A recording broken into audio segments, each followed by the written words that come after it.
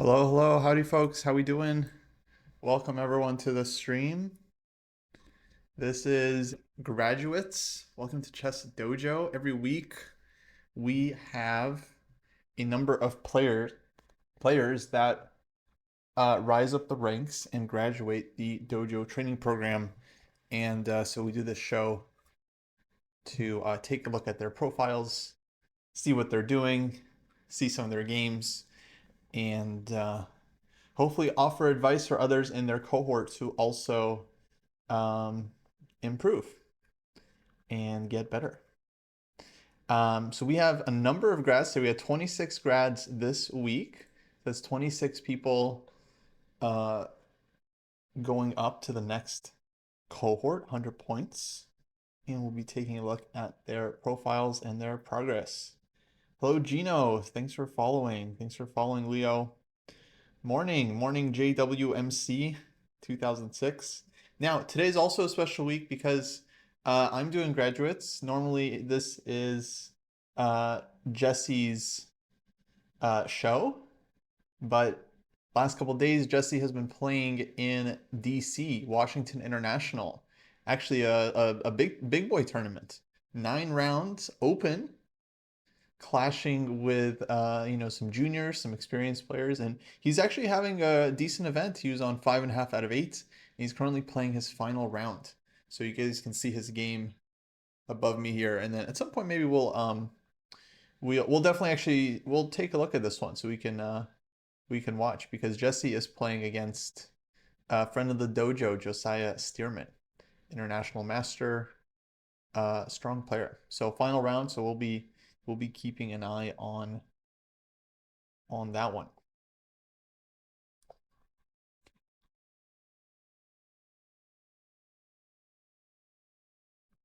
So who else do we have in the chat? I know it's a bit of a delay. On the other hand, you guys got plenty of time to to arrive to the stream.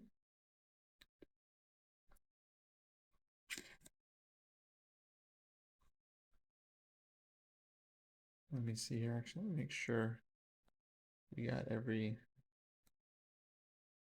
we need. I think we're mostly ready. Actually, it's been a little while since we streamed from here. Hey, we got Skebix, we got Leo. Nice, nice. What's that?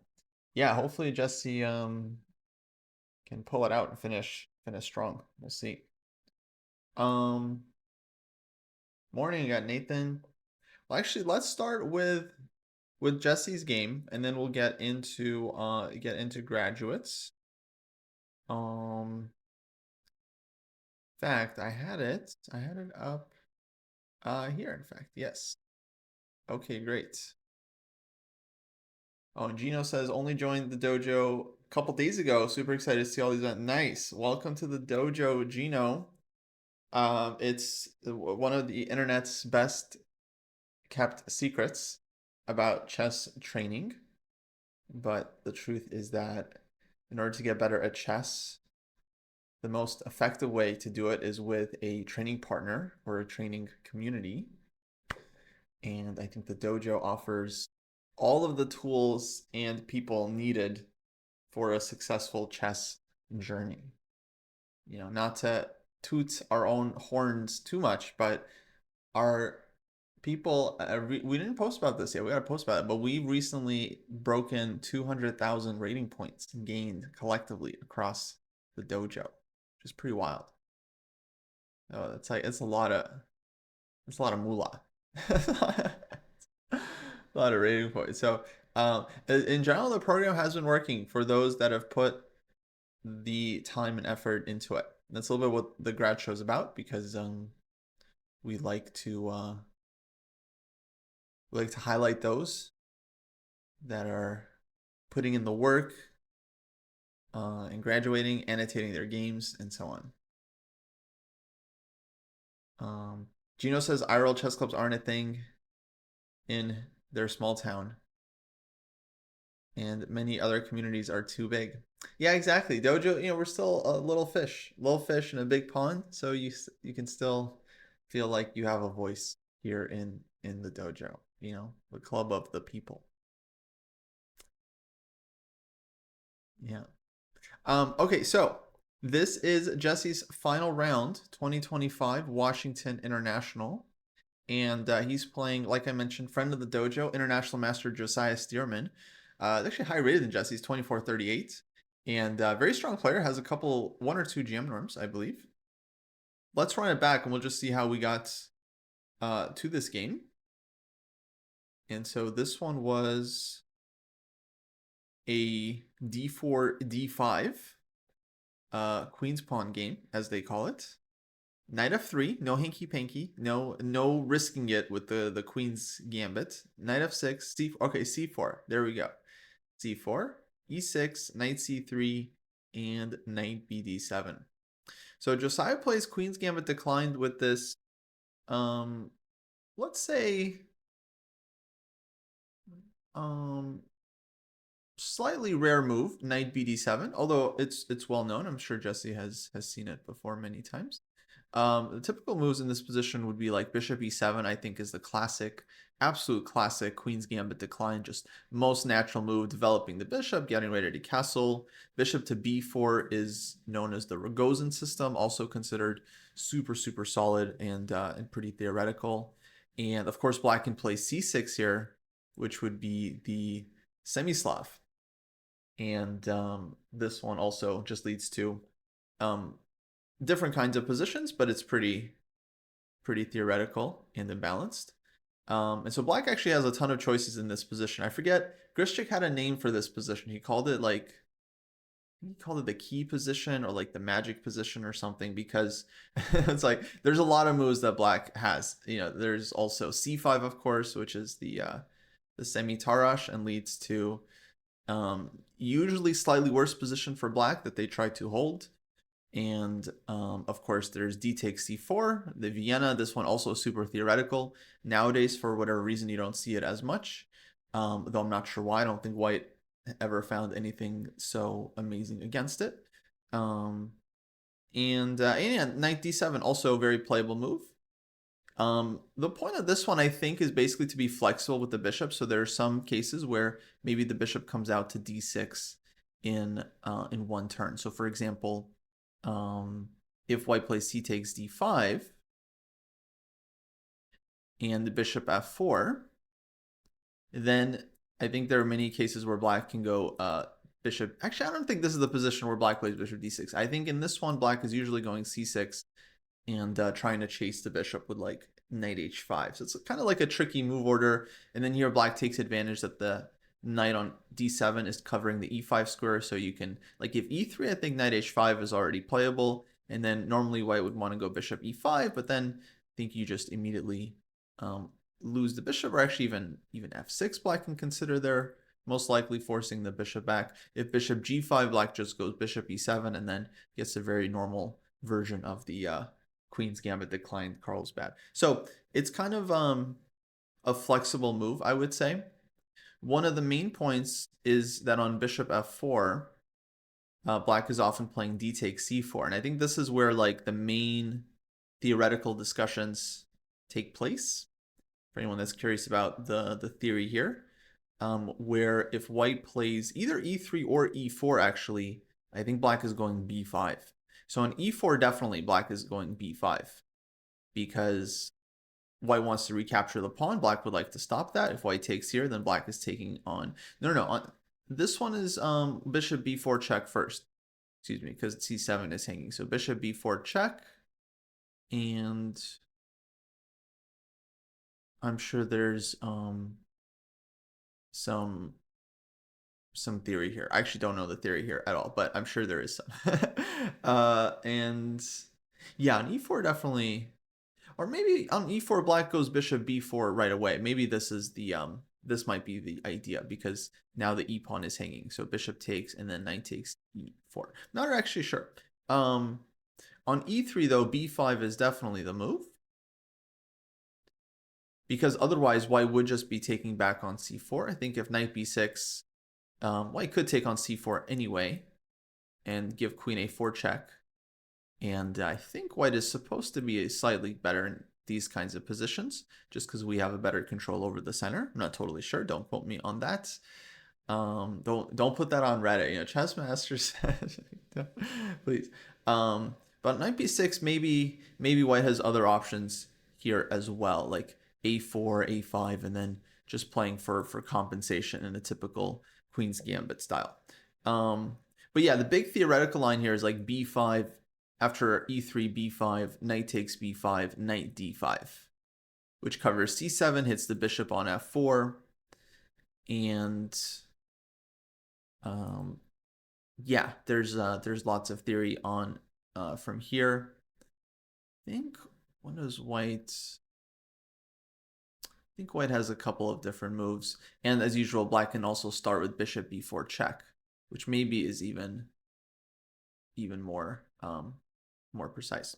One of the ideas for white in these positions that I find interesting is that on e3, if black were to play knight d5, which looks like a very logical move because you're hitting the bishop, and then of course on knight takes d5, this would be really bad for white because black is just holding on to their extra pawn very nicely, very comfortably. So here black would just be doing amazing. But after knight d5, instead white can go bishop c4 and should go bishop c4. And this has always been a really interesting structure that I definitely didn't find intuitive to grasp.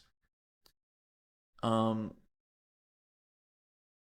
question about the Vienna. So the Vienna, in addition to e4, e5, knight c3, is also d takes c4 in this exact position.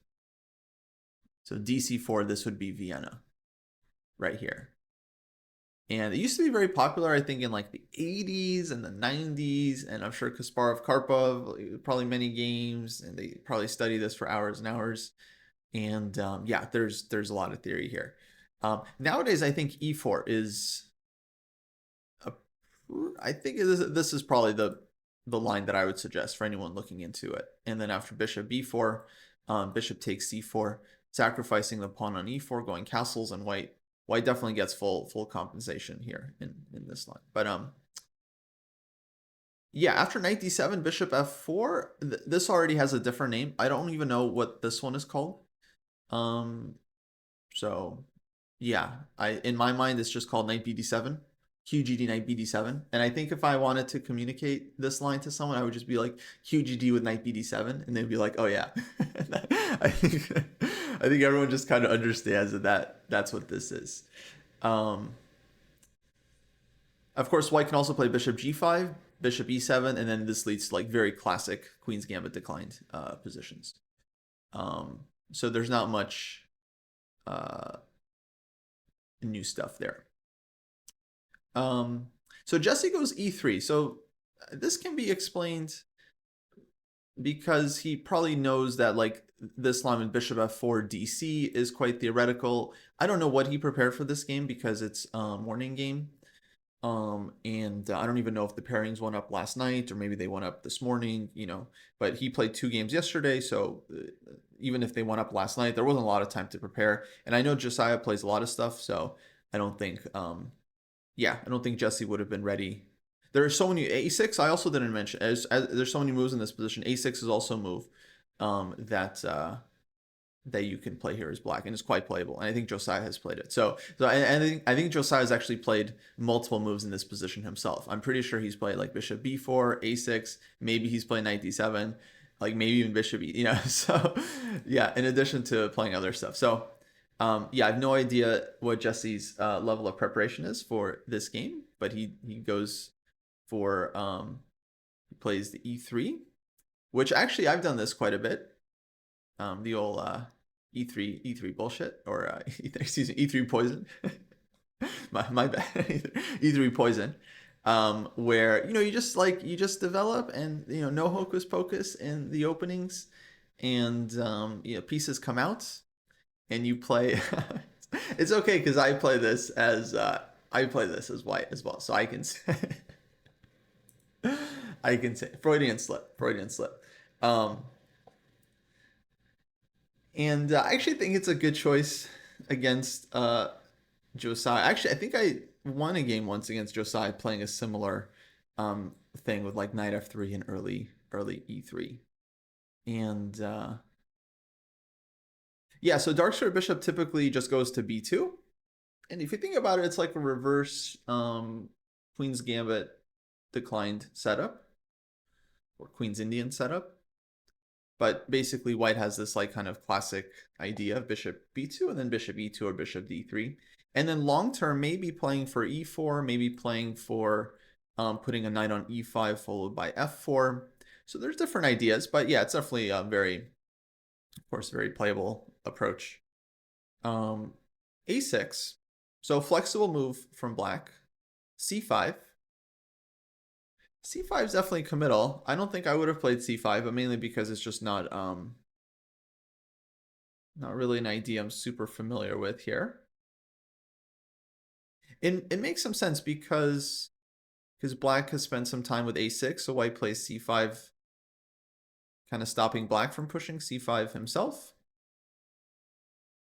Black's idea with this move is that, when white moves the bishop, like bishop e2 or bishop d3, he's going to take on c4, force us to spend an extra tempo and go b5, and then make use of the move a6 with bishop b7, then c5, and then black just gets a very comfortable game, should equalize most likely.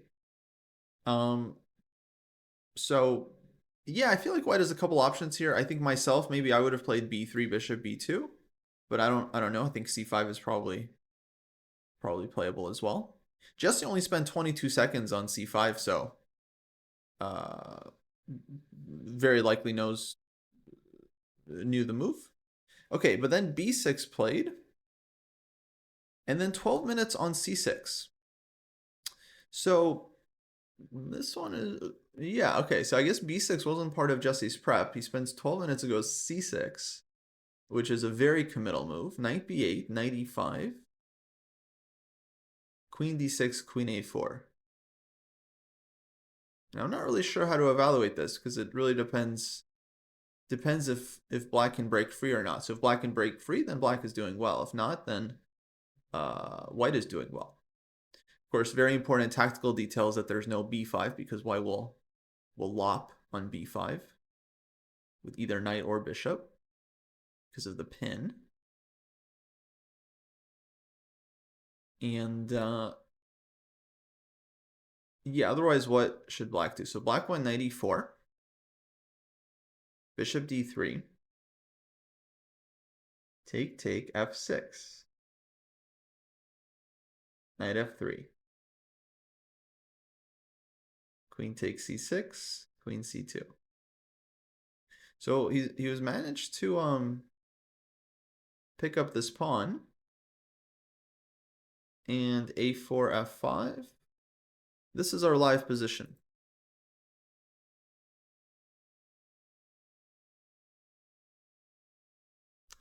So I don't know what happened here. I mean, it's actually kind of confusing because Jesse spent some time on c6, so clearly he didn't have this prepared. Or I don't know if he did. It's not, yeah, just based on the game, it's not clear what he's achieved because black has picked up the pawn, and yeah, black's position looks quite all right. f5, and he wants knight f6, knight e4, possibly pulling the queen back in c5. Bishop d6 as well to cover e5 square first, maybe. I think maybe white has some practical chances, but yeah, I would definitely take black's position here. It feels like black has gotten away with grabbing this pawn. Maybe there was some like tactical way white was supposed to hold on to it after knight e4, but I'm not sure what he should have done. I mean, after this one and f6, let's see. So starting from here, okay, black has taken the pawn. There's no bishop b5. This queen just takes. So here, let's just say black's up a pawn. So if f6, other than knight f3, nothing else really makes sense. There are no forward jumps with the knight. There's no bishop a3. So if he has to go back and lose the pawn, then it means maybe bishop d3 is not so right, because takes f6, and all of a sudden we have no clear follow-up. But other than bishop d3, I guess we would look at knight c4 and knight e4 and then some move. But there's always bishop b4 check in the position. So, you know, if we try too hard to hold on to the pawn, there's this check. And taking is bad because we'll lose the piece, but maybe just bishop d2. Oh, a bishop d2, we're also losing the piece. So yeah, we can't really do this. And then trading queens, the problem is the bishop on b5 will hang. So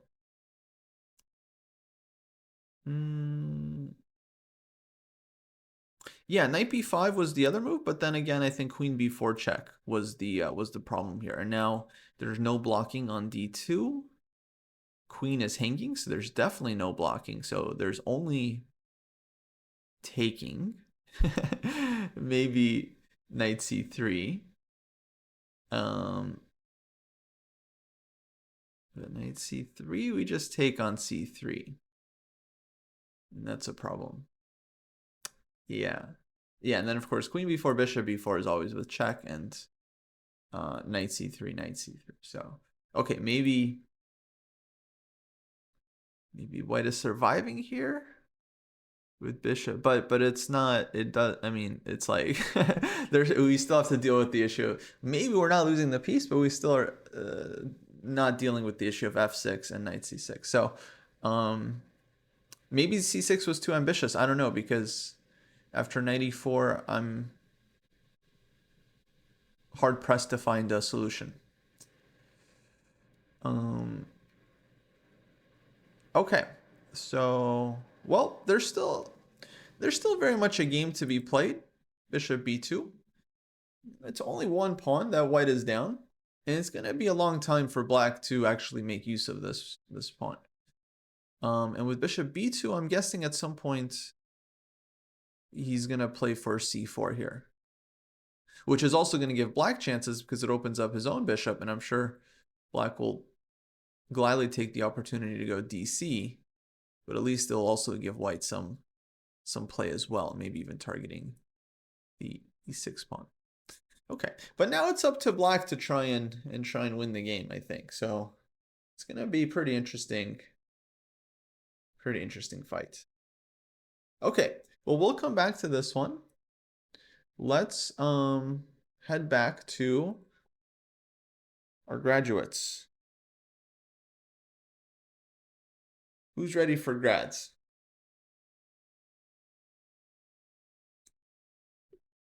Oh.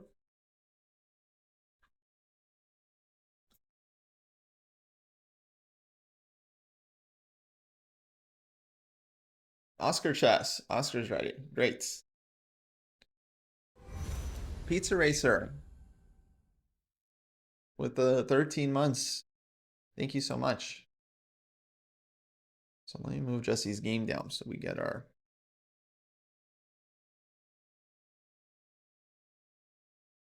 alerts back. Got to take back our alerts. Here we go. Good evening from Northern Europe. Hello, Northern Europe. I will be in Europe soon, in fact. I'll be playing the Maya Open. Someone actually asked about Maya Open. I think I missed the question. I apologize. We'll be playing Maya Open in about a week, actually. Tournament starts on the 21st of August, maybe 22nd. And yeah, so I'll be flying to Portugal in about a week for the event. Super fun. Houseline from the dojo is also going to be playing there, as well as a number of dojo friends and affiliates. You got Rach Angel, Blood Queen, you guys may have seen on this channel doing their training. They're all going. A bunch of other streamers going as well. I think Anna Maya is playing, Anna Maya Kazarian. Who else? I think Hannah from Hannah Sauce from Australia is going. So yeah, lots of streamers. Some pertinent questions. Will we be doing recaps during or after the event? Maybe during, actually, because if I recall correctly, the schedule is mostly one round per day. So that would facilitate the daily recaps. Commentary we haven't asked around yet, but I think me and Houseline will try to find some dual commentary for our games. So that would be cool. And I've been training a lot actually. For anyone wondering, I've been training. I've been doing we've been doing some solving here. I've been playing a bit, doing a lot of openings, a lot of opening work. Actually, I got to update my my own profile, but yeah, I've been doing a lot of chess. But this is just I'm just gonna play this one tournament and then come back and then we're gonna train a lot more after the event. So this tournament really for me is just another training tournament. I'm gonna go and try to you know what can I say? Try to crush it, like try to dominate. I'm gonna go and try to like win the tournament.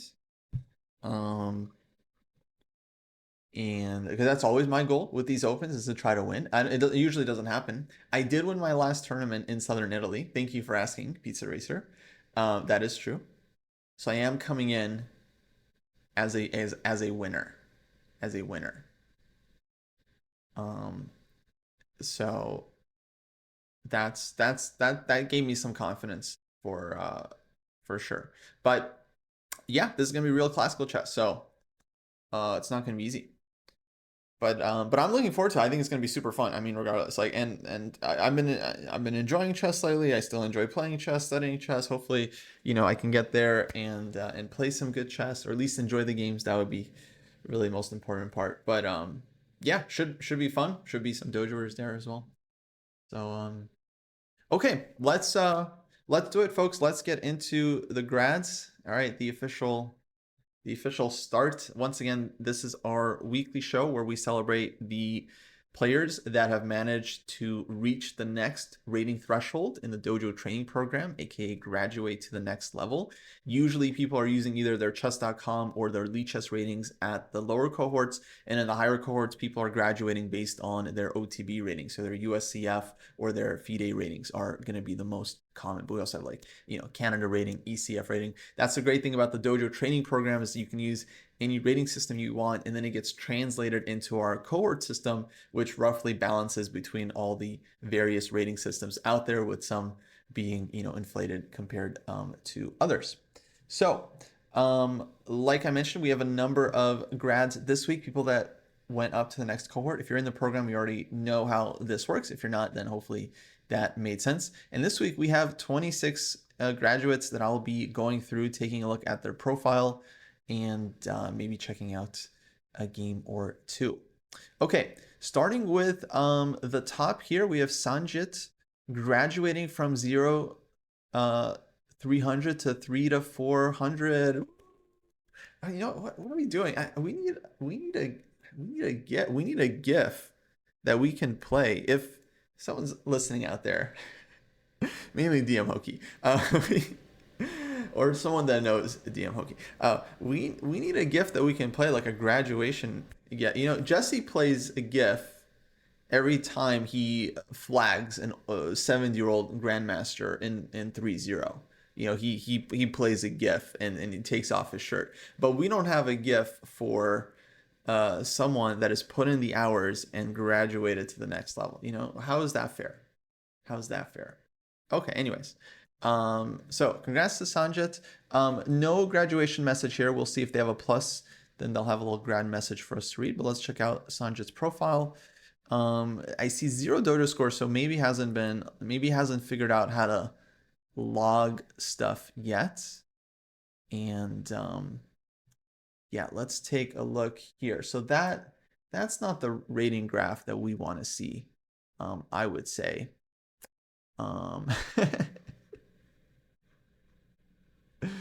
But this is only over the course of 2 days. So they have basically just started, and they started 534. I think they started in the bottom cohort, realized maybe it's a little bit too easy, and then moved up one to match where they're supposed to be. So basically, just getting started with the program. So that's why essentially their profile is basically blank, but this is what it looks like. And yeah, they just joined like a couple days ago. So yeah, welcome Sanja to the dojo. Congrats on the first graduation. Now hopefully you're in the right cohort and you can do the work. It looked like yeah, they joined the Discord already. They watched the first video, and now next graduation is gonna be at 650 for Sanjit. All right, bravo. Let's go back to our grads, and next we have Enroki the 17th. Okay, nice. Who's graduated 3 times thus far, collected 3 badges, and this time has moved up to the 4 to 500. So graduated from 3 to 4, 0 to 3, and then okay, he has 2 of the same badge, which is a little weird. That's kind of a bug. So you should only have 2 badges, but congrats, Enroque. 3 to 4, going up to 4 to 5. Dojo score 69.19 points. That's actually quite a hefty number. Let's see what Enroque has to say. I graduated 3 weeks ago. I switched preferred systems from Chess to chess.com, and the program offers me to graduate again. Because chess.com rating was lower than Chess. I think this is a bug. Shouldn't happen. Absolutely correct. I see. So he already graduated, and now because he switched systems, and it's like, oh, you get to graduate again, because it's like he was below the. Okay, so yeah, we should definitely actually make a note of that. Yeah, so I guess that's like a demotion. So the question is, Skeptics, when you get demoted, do you lose the badge? And then when you graduate again, do you regain the badge that you lost, or did you never lose the badge in the first place, or do you now have 2 of the same badge, which would be the worst, the worst outcome? Okay, that's something for us to look at. So I guess Enroque already graduated, which means Jesse likely covered that graduation. But looking good. Looking good. A super super active heat map here, hitting every weekly goal. Nice. Amateur, if you need a partner or complete some tasks in my cohort or below, just message me here or via Discord. Let's go. Yeah, I mean, I actually don't really. I mean, yeah, I don't really believe in demotion, actually. I think once you've hit a certain level, maybe your day-to-day form might go down, and you might even have a bad stretch, but that doesn't mean, in my opinion, that you've become a weaker player. I only believe in demotion if you were in the wrong cohort to begin with. Um, but yeah, in general, I don't really think it's necessary. I feel like once you've hit 1300, it's like you've hit that level, you should be working towards 1400. And if you're like 1250, then okay, maybe you had a bad run, but you're still, I would say the work that you need to do is the 13 to 1400 work still. It's not like you got to do the 1250 to 1300 work again, in my opinion. Yeah, I think the site does do that, but the main reason for that, I think, is a lot of people join the wrong cohort at the start, and so we need a way to like push them to not do that.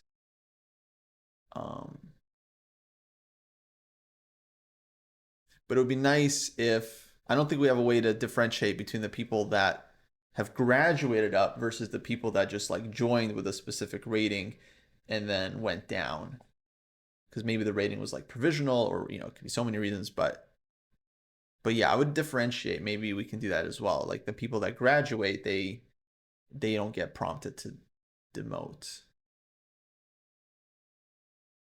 Okay, I need to make a note. I need to make a note because uh, this is useful. The grad show is also a weekly show where we improve the program by discovering um, bugs and feedback.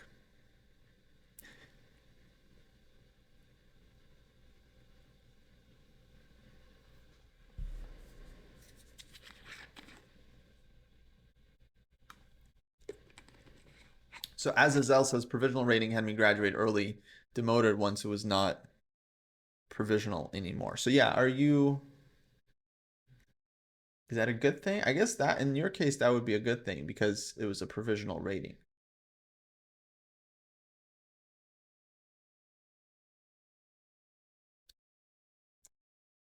But in general, I would say that if you've earned that rating and are no longer provisional, then I don't think demotion is uh, correct. Okay, where am I? Where am I gonna make a note of this? Hold on. Uno momento. Por favore.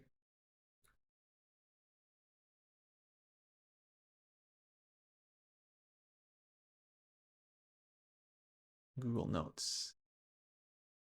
Got it. Perfect. All right. I need a new notes. Okay, grad notes.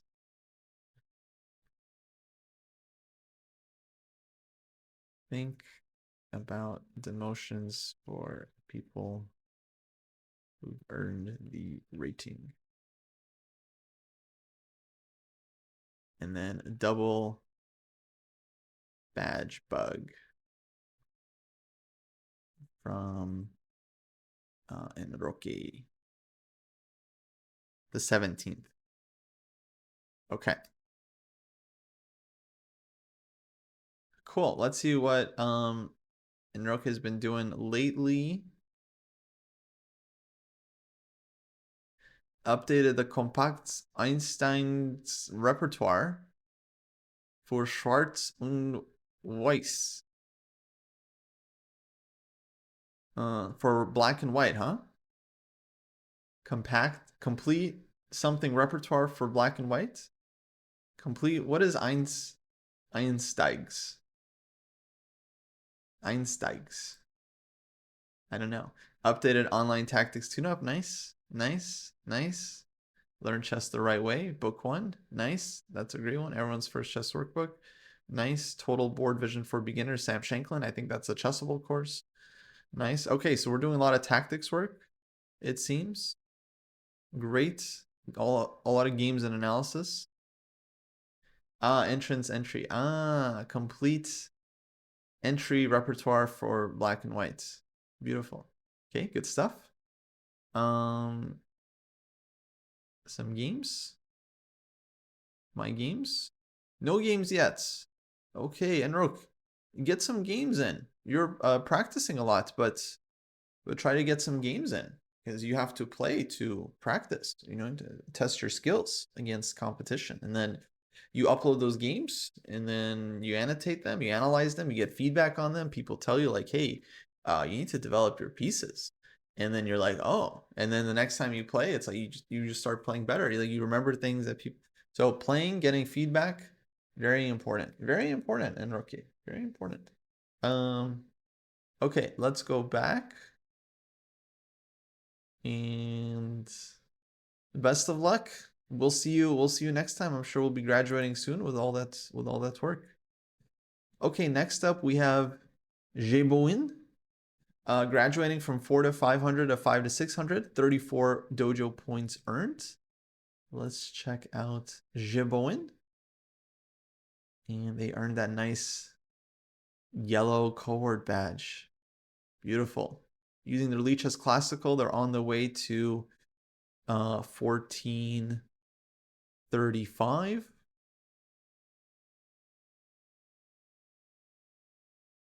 And let's see. Activity. Got this calendar view. Oh, wow, look at that. Let's see their training calendar. Very cool. Okay, updated Polgar main and ones, algorithms, some end games. Okay, going through the program. What can I say? Jeremy Bowen doing the correct thing. Doing the correct thing, going through the program and everything. Let's see, any games. My games. Oop. Very cool new My Games folder, courtesy of Jack. now all of your games should be going into my game. Now, they don't go into here automatically, folks, so keep in mind, I'll show you guys later, but when you save a game, you do have to make sure that it's going into my games, which I think we're going to make that the default soon, because most people, that's what they're using this part for. But in the meantime, you just have to keep in mind and make sure that it's being saved in your My Games folder. All right, let's check out a game. Actually, wait, let me see. First, I just wanted to just get a picture of the activity. Okay, I thought this was what it was. It was similar the other person as well. So mostly games and analysis and mainly tactics work. Everything else a lot less. I think this is actually what a very good pie chart looks like for a player in the lower cohorts. You know, under 1,000, trying to improve. Play a lot of games, solve tactics, and then the rest of the stuff, like just a little bit, so you know the basics, like you know the basic opening stuff, basic endgame stuff. But other than that, it's like you just have to start playing a lot, getting experience, solving a lot of puzzles, and that's how you improve your skills at this range. So good pie charts there. And let's check out a game. And I got a new layout for this. Folks, remind me if we forget about the layout at some point. Oh, there were some questions from the chat. Let me look through this game, and then I know there was a question from YouTube about like training and motivation. There's one on Twitch as well. We will discuss, folks. Everyone will get their answer on how to become the best chess player you can possibly be. Okay. Let's take a look at this game. We're playing black. I think this is a rated classical game on LeChess.org. D4, D6.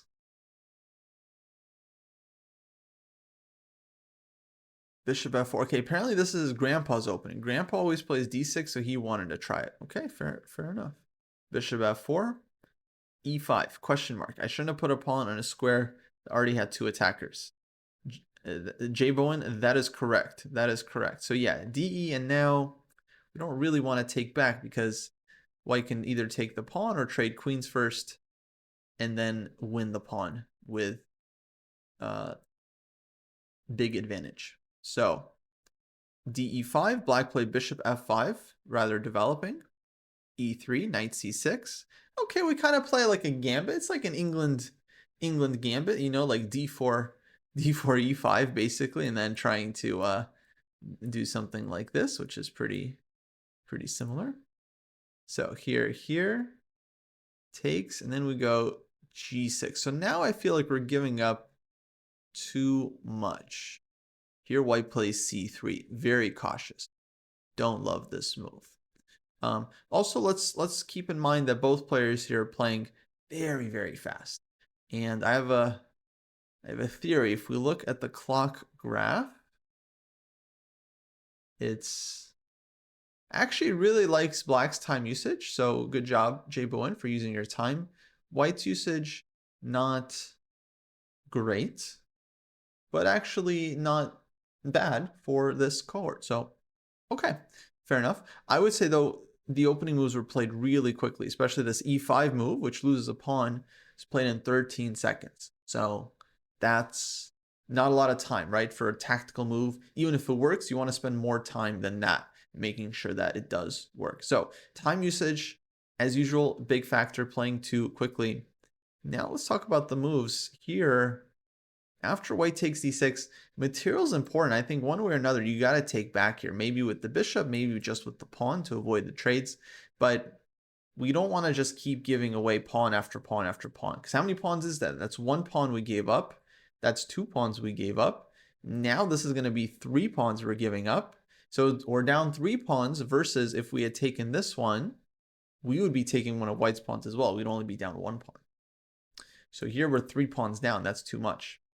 So it's too much material, and we're not getting any special attack here. King takes d1, queens come off, and the pawn on c7. Maybe we'll win this one back, but then we'll still be two pawns down. So we have to be more materialistic. And I often see this at this level. Sometimes people just like forget to recapture. And it's not their fault. This is just something that like doesn't really get taught. Like I've never taught a class on recapturing. To me, it's just something like, I don't even remember a time before, like when I wouldn't recapture stuff. Like I just don't even remember that time. So it's not something I've had to like think about. It's like, yeah, of course, like you recapture. Like generally, so here's the rule. Generally, we want to recapture. We want to take stuff unless there's like we're losing even more as a result or we're getting checkmated. So it has to be like a very specific reason to not recapture. But material is important. The more material you have, the more squares you control, the more pieces you have that can do stuff.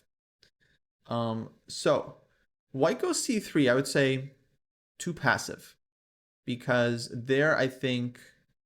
um, they're I think anticipating the bishop coming to g7, but the bishop hasn't landed here yet, so you still have time before this becomes a threat.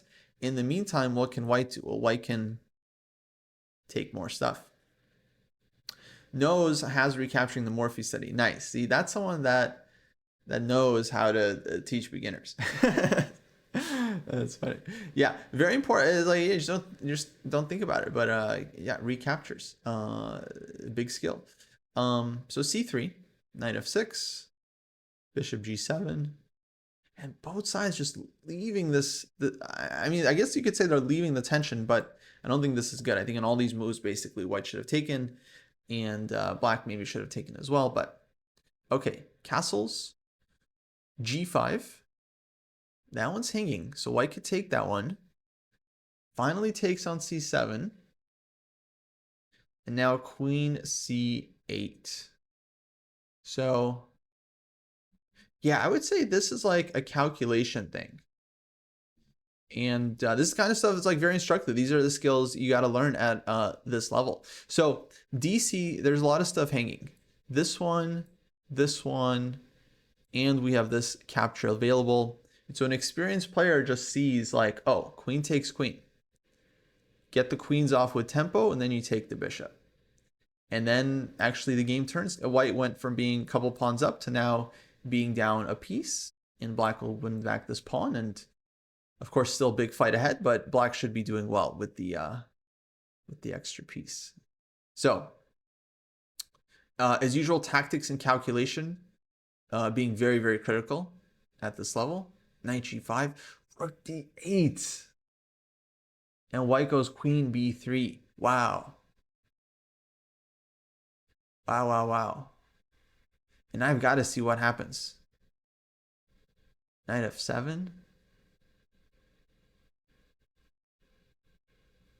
And we just get this insane skirmish.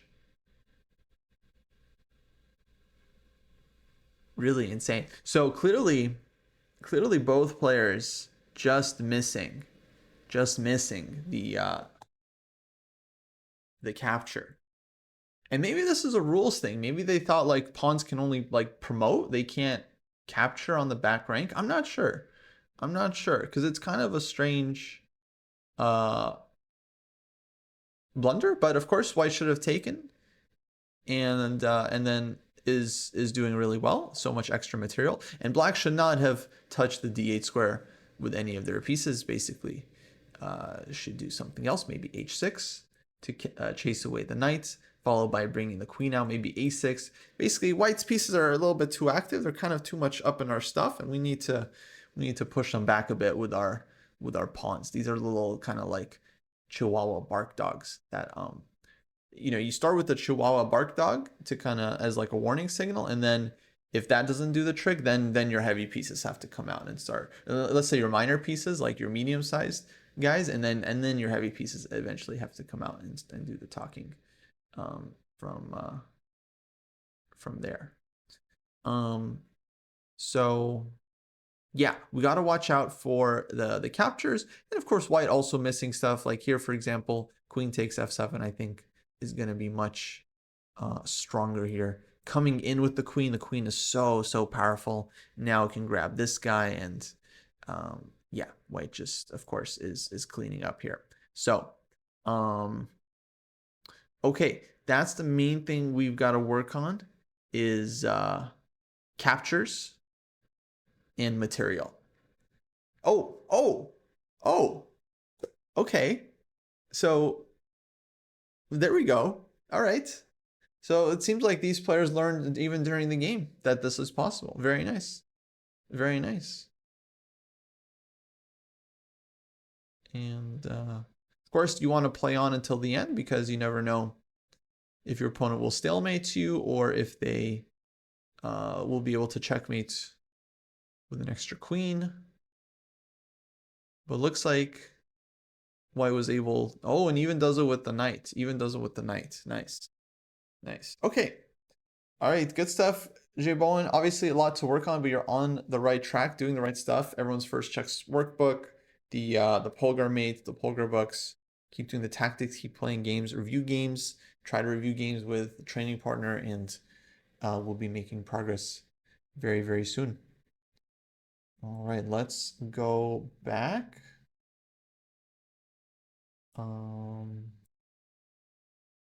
To our list of grads. And next up, we have BK's Finest 247, graduating for their third time, going from 5.6 to 6.700. Oh, we had some questions. We had some questions from the chat. Let me address the chat questions. First up, way back from the YouTube chat, Chess Monkey was asking, how do you motivate yourself to train? I'm already at a pretty high level, so I don't see a result after every training session. Of course, I love the game, but sometimes I'd rather play game. Yeah, motivation is a tough one. You need something. I mean, a lot of players use the Dojo training program as their motivation because as you track your training, that drives you to do more. You see points on the board, you see your dojo score go up, you see your heat map fill up. This is one of the ideas behind the training program is to give people a visual sense that they're doing the right thing and that they are improving. Because I agree, in chess, it's very difficult to feel like you're making progress. Because like you just don't know. There's nothing like that's clearly telling you. Right? Like if you go to the gym, you can see how much you lifted last week, you see how much you lifted this week, you see you're lifting more. It's like, oh, that's obvious. Like it's obvious you're getting stronger or like you're faster or whatever. Like you have all these like clear metrics that you can use to measure with. So that's something we're working on with the program. We want to give you guys more metrics to work with. Recently we got the time management rating. We introduced the performance rating stats for anyone in their My Games folder. You can see you now have a stats function. That's super cool. I'll show that at some point as well, maybe, if you guys are curious. And we're working on the tactics rating and this other stuff to kind of give people a sense of like whether they're making progress. But beyond that, I would say you gotta kind of trust the process, right? If you read good books and you do good work, if you do good training, and as a strong player, you should know what good training feels like, and you should know that you will be making progress in due time, right? So you just have to be patient. But if you just say like, okay, this next month, I'm going to read this Agard book and then I'm going to finish it. And then the next month, I'm going to read a second Agard book after that. Or whenever I finish this first one, I'm just going to dive into the next. I'm just going to do an hour a day until I finish it. And then I'm going to dive into the next one, do an hour a day until I finish that. And then when I finish that one, I'm going to do the next one and then do an hour a day until I finish that one. In the meantime, I'm going to be playing tournaments, playing classical games, reviewing those games, looking at my openings, doing all the other stuff. And just know that like over time, you finish like 5, 6 solid books. And this advice really just goes for everyone. Yeah, you make progress. Like you become stronger. So just like keep doing consistent work that is sweat work, that's effortful, right? Do the kind of work that makes you feel like, oh, if I did this every day, I would become really strong. Right? Just do that every day. And sometimes people get this experience where they go to like a chess camp or something, and it's like they work on chess for like 5 hours, and it's like oh my god, it's just like oh my god, I like feel like so much, I like feel better than I did yesterday. It's like yeah, because like you put a lot of like do the amount of work that makes you feel like if you did this every day, you would become as strong as you could possibly get. And then know that if you do this amount of work every day, then you will start to make progress. And so everyone's different. Some people want to track it. Some people want to see this progress visually. So if that's helpful for you, then there's so many options out there. You got like habit trackers, you got apps for your phone, you got the Chess Dojo training program, so many things that you can use. So food for thought.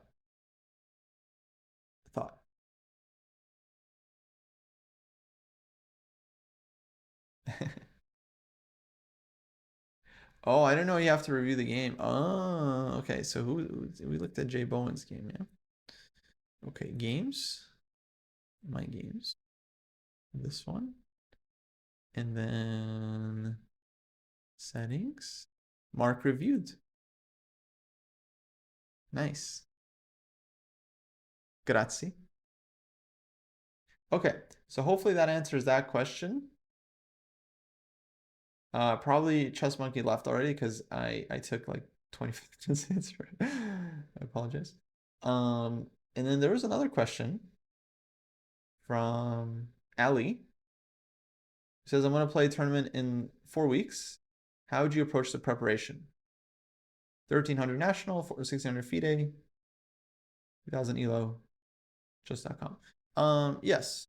Okay, so if we have 4 weeks before tournament, it's not a ton of time, but you can definitely work a lot on your calculation and on your opening repertoire. So that's the main things I would work on. Calculation so that you get in good shape before the tournament and that you're calculating well.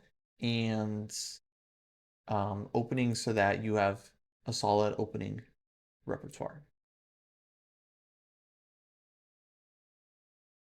And then as much time as you can spend per day as possible. So the more time you spend, the better. Less time, not as good. More time, better. 2 hours a day, great. 3 hours a day, even better. 1 hour a day, good, not as good as two. Definitely not as good as three. So you can kind of judge based on that. Okay, let's get back to our grads. So we had BK's finest graduating to the 700 cohorts. Recent graduation here. Doesn't log too much stuff, but hopefully starts getting into it soon.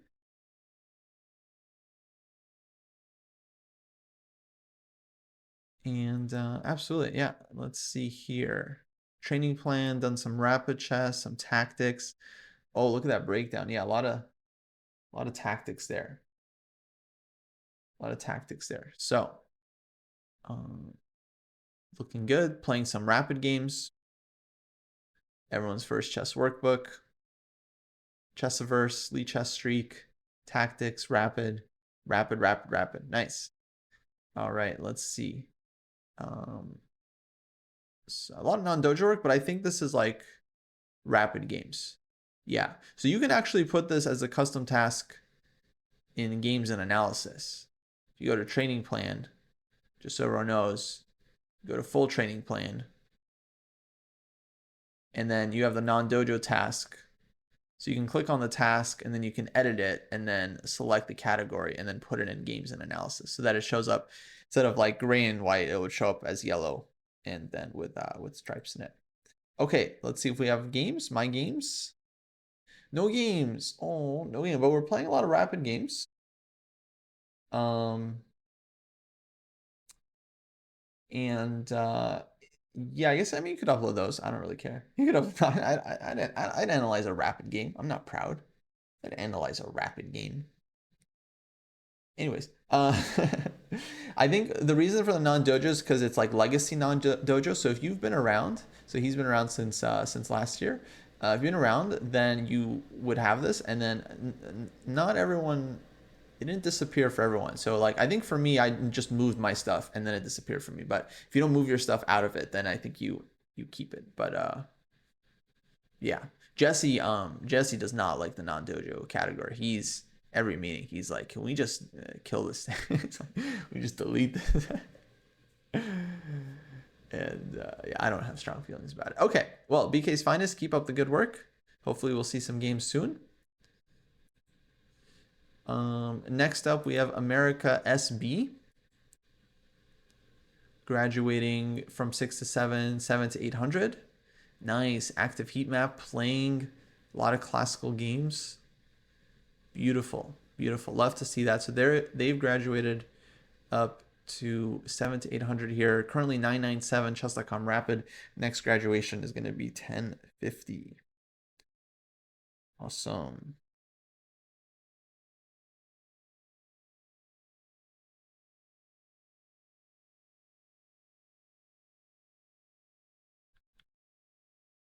Okay. Let's see their activity. Nice, nice. Balanced chart, part of a balanced diet, just like we want to see. Some tactics, some games and analysis, really just a little bit of everything, but mostly tactics, mostly games. That's good. Maybe you'd even want to see a bit more games here, but that's just how the time and score is broken down. It's not such a big deal. And they're doing the work. They're doing the work and they're graduating. I don't know what to tell people. I don't know what to tell people. Like, how do I improve? You got to do the work. You got to do the work. It's really not that complicated. You got to do the work, meaningful effort. You just read the book one at a time. You know, one page at a time, one puzzle at a time, etc., etc. Put your full effort in, and then over time you improve. You just have to be patient and let the gains come to you. Games, my games, no games. Okay, okay. I'm starting to see a pattern. I'm starting to see a little pattern. Starting to see a little pattern. People want to, you know, they want to read the stuff. They don't want to upload their games. I understand. I understand. Okay. Um, I get it. I'm sure we'll have games as we get to the higher cohort, so it's not a problem. But look, folks, if you want your games analyzed on stream, you know, get some feedback. Upload your games. Upload your games. I know you guys are playing, but that's okay. Let's go to our next person. We have Azazel498. Azazel, I think was in the chat. No, didn't we have Azazel, or am I confusing things? Azazel graduating 7 to 800, 8 to 900. Looks like they also had like a demotion graduation kind of thing. So yeah, we got to look at that. And here we go. Yes, Azazel mentioned the provisional rating. That was them. Okay, finally climbing out of the rating hole I fell in. I should have waited until my Lichess rating wasn't provisional before I moved up cohorts before.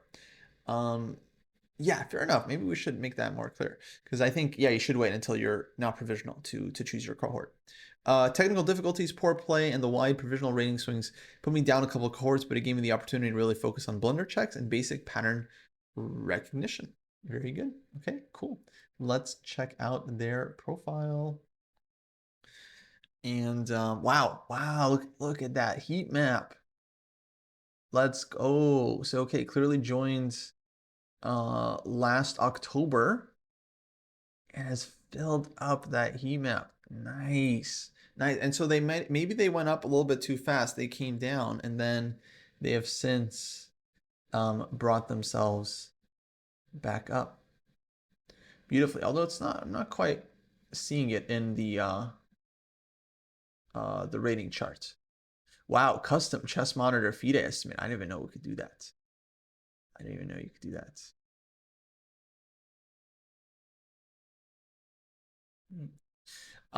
Weird question, but when does it make sense to join the dojo? You made a free account quite some time ago, but you still feel like you're progressing currently. The best time to join the dojo was 3 months ago. The second best time is right now. The third best time is tomorrow. Yeah, it's never a bad time. I don't understand. I don't understand the question. I don't understand the question. Look at this heat map. The sooner you join, the sooner you can start filling out your heat map and just getting the sense of purpose and accomplishment. Okay, I don't know what that is worth it to you, but for me, the sense of feeling purposeful and accomplished is worth quite a bit. So I would join the dojo immediately, chessdojo.club. And you can tell them I sent you. You can tell them I sent you. I have no affiliation, by the way. I'm just filling in for Jesse.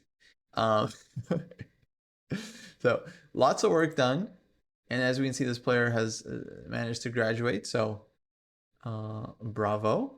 Healthy looking breakdown here. There are some. I don't know if the question was about like the free account versus the paid account. I think there are. I'm sure there are some features that are only on the paid account. Not sure what they are exactly, but yeah, you definitely get more out of it if you are a paying member. Um, and you get access to like the full Discord to get all like the training partners and like free tournaments, opening repertoires, you know, all kinds of stuff. Okay, pie chart's looking very healthy. Let's see what they've done. So completed win conversion number 3. They did that today. Blunder games. Annotating some games. Game analysis. Nice. We got some games. Tactics and calculation. Looks like classical games, annotating the games, doing the work, tactics and calculation. Beautiful. All right, let's see some games. My games. And okay, let's sort. I think we can. I don't think these are the most recent ones, so let's do the most recent. There we go. There we go. And maybe these should be sorted by the most recent by default. That would make sense, right? Someone could confirm. I'm going to make a note of that. I understand, Jesse. Every meeting he's got stuff he's got to talk about from the late because he does the graduate show and he's like, oh, this should be this way and this should be this way. Most recent up top by default.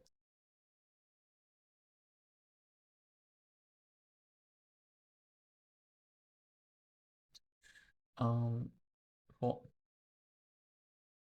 So the question is, does it not make sense to wait until you hit a wall and see what content you need to do? I mean, I don't know. It's teach their own. Obviously, if you're progressing, then yeah, maybe there's no need to uh, do anything. But the dojo provides a lot of value to people. I would say maybe that's like a great time to get a coach is when you feel like you've hit a plateau because that's when someone can come in, look at your games, and maybe tell you something that you haven't figured out yet, or give you some advice. So I'd say like when you hit a plateau, like that's a great time to find a coach. But of course, with the dojo, you join the dojo, you get the community, and of course, you have lots of people that are willing to look at your games and offer that feedback. So it is decidedly much cheaper than the uh, private coaching. But I would say the sooner you get in, probably the the better. I feel like it's like you're asking like let's say like you're going outside, you're working out, you're running every day, you're getting fit, and at what point do you need to join like a gym or something? And it's like I don't know. I don't know. Maybe you'd progress more if you join like a gym, you had this like community and so on. But maybe you are doing fine on your own. So like you don't, generally you don't have to. Maybe as Matcha says, yeah, it really depends like how much you value the community and having the ability to like discuss with people, train with others, set up training games, and all that stuff. Which yeah, you get a bit more access to if you're in the like if you're in the paying member, you get the access to the private section of the Discord, and so um, I'm sure that brings value to some people. They join just for that. They're like, the training program's cool. I'm not interested. I got my own training program, that I do on Lee Chess, and then they're like, but the dojo is cool, so they like the community and they like being able to set up training games. So some people they join just for that. Okay, let's check out Azazel's most recent game. And this is cool. I didn't even see that. You can even see like the openings here. I feel like that's new. Um, very solid heat map. Yes, very, very. I mean, let me just expand. I mean, look at that, folks. Look at that and extrapolate that, huh? Extrapolate that over the next several months. I mean, this person's gonna be graduating a lot. Okay. Um, let's see the game here. Playing black against 1600. High rated player. This is in the Lee Chess 45-45 league. First game that they played and it bumped them into the next cohort. So this is the graduation game. Nice. Nice. Maybe a few things they would change, but overall they feel good about how the game went. I noticed key strategic concepts like trading pieces to force double pawns, using opposition to keep the enemy king from key squares. Okay, that's endgame stuff. Fox and the chicken coop technique. Shout out Jeremy Silman. For making a queening passer and a general awareness to the imbalances in the position. Okay, so someone clearly has been reading their Silman, which is good. G6, accelerated dragon. Nice, healthy opening. Bishop e3, knight f6, bishop e2, castles, castles, and d5. Yeah, absolutely, Birmingham. Absolutely. Best of luck. Best of luck. And of course, if you haven't joined the free portion of the Dojo Discord, then you definitely should do so because there's lots of stuff happening there as well. D5, absolutely correct. Breaking in the center here, opening up black's pieces, especially the queen and bishop on G7. So takes, knight B4. Okay. Okay. Okay, I don't I'm not mad at it. I think you could take on d5. I think this is not such a big deal. So if knight takes c6, let's think about this one. B takes c6. I think this is actually not so bad because of course we're threatening to take something somewhere, and we have rook b8 in the position. We have this nice open file, and at some point we might be able to just take on. So if bishop d4, um, we could maybe just take on c3 here, or start with e5. Let's say bishop here, and then knight takes c3, hitting some stuff. So let's say b takes c3, and then here I would say black structure is actually healthier because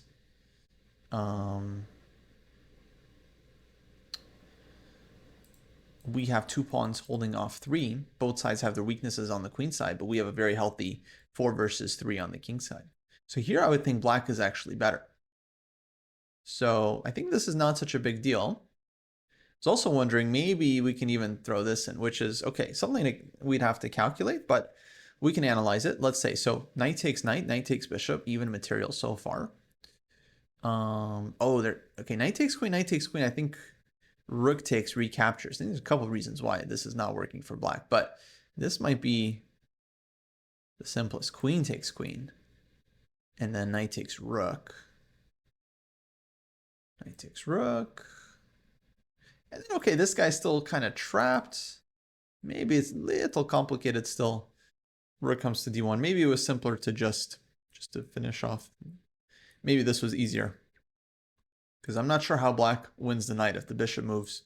We have knight, maybe, yeah, it's okay. Not very good for black. So knight c6, indeed, we just recapture, but I think this position is actually quite okay for black because we're going to be able to damage white structure in the future as well, or white takes us on d5 and then we can recapture. Yeah, so knight b4, it's a little fancy, but I don't really see the problem with it. I understand not liking the looks of a move. One thing that I don't like for sure is that black only spent 30 seconds on it, which is not enough time to calculate a move like this sufficiently. Like, I wouldn't feel comfortable spending 30 seconds on knight b4. I'd feel comfortable spending 30 seconds in a rapid game, but I wouldn't feel comfortable spending 30 seconds in a classical game. In a classical game, unless I know knight b4 is the move, like this is my prep, I'm spending some time. And maybe I would even have spent this time before d5. So played a little bit quickly, but objectively, I don't really see what's wrong with it. I think it's quite okay. Because black is winning back the pawn. White played a3. But now we take on c3. Very nice with tempo. Second knight comes back to d5, and black's position looks preferable. White gave the bishop. Rook e8. Okay. Bishop d7. e5. Black playing really well. I mean, this is a game straight out of, Chernov's most instructive games ever played, or logical chess move by move. This is a logical chess move by move right here. Okay, now a little, maybe we didn't, okay, I would have parked the bishop on c6. Of course, there's knight a5. But I think we can just play rook c8 here, or rook e6. One of these moves. Maybe rook e6. And then if white takes, we recapture. Our structure still very healthy. I think black would be doing really, really well here. So I think not so bad, but this is probably fine too. Knight c5. Here, here, here, here. Here, here. This one. Takes, takes. a6. Black's still doing really well because of the bishop pair. Rook c8. No, playing really solid chess. Really solid. Bishop a3. And takes. And now black is coming in. Bishop b2. Oh, wait, but takes. Oh, it takes back. Okay, we got a little lucky here that we had this move, I think. Yeah, because we recapture. We didn't see this. That's funny. So yeah, maybe bishop b2 would have just been easier. just simpler. But this one's all right. This one works out. Takes. Now it'd be amazing if we can go bishop d1 in one move, but not possible. We need to get the king in. f5.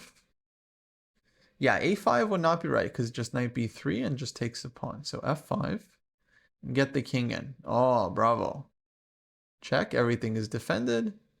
Oh, white takes this one, but that's no good. That's an outside passer. That's an outside passer. Beautiful. Okay, good stuff. Well played. Very nice game, gotta say. Very solid. Like through and through. Solid game. Just like two bishops. Reminds me of like some Steinitz games, you know? Steinitz games where he just gets some positional advantages and then slowly outplays his opponents and they were like, "Oh, I don't know what to do if I can't checkmate." And yeah.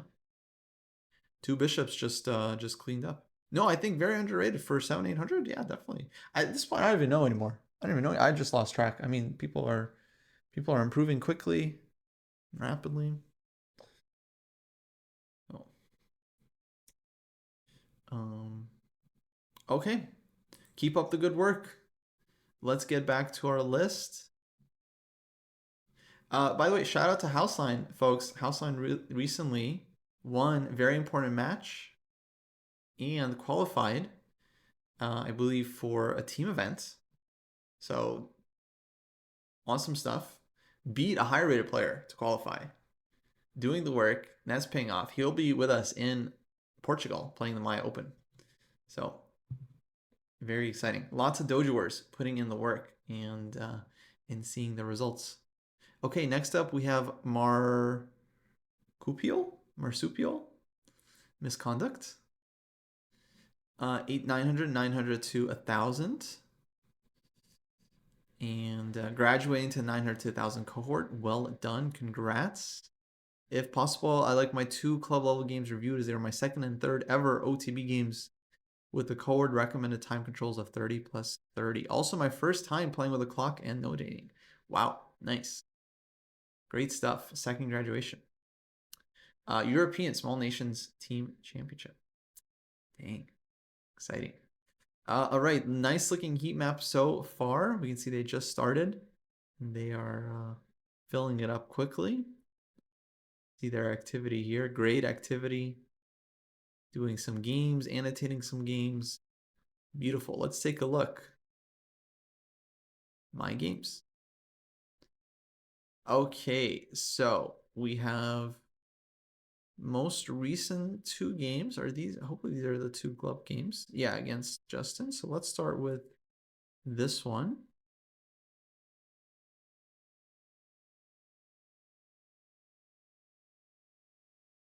And okay, so this is a club game.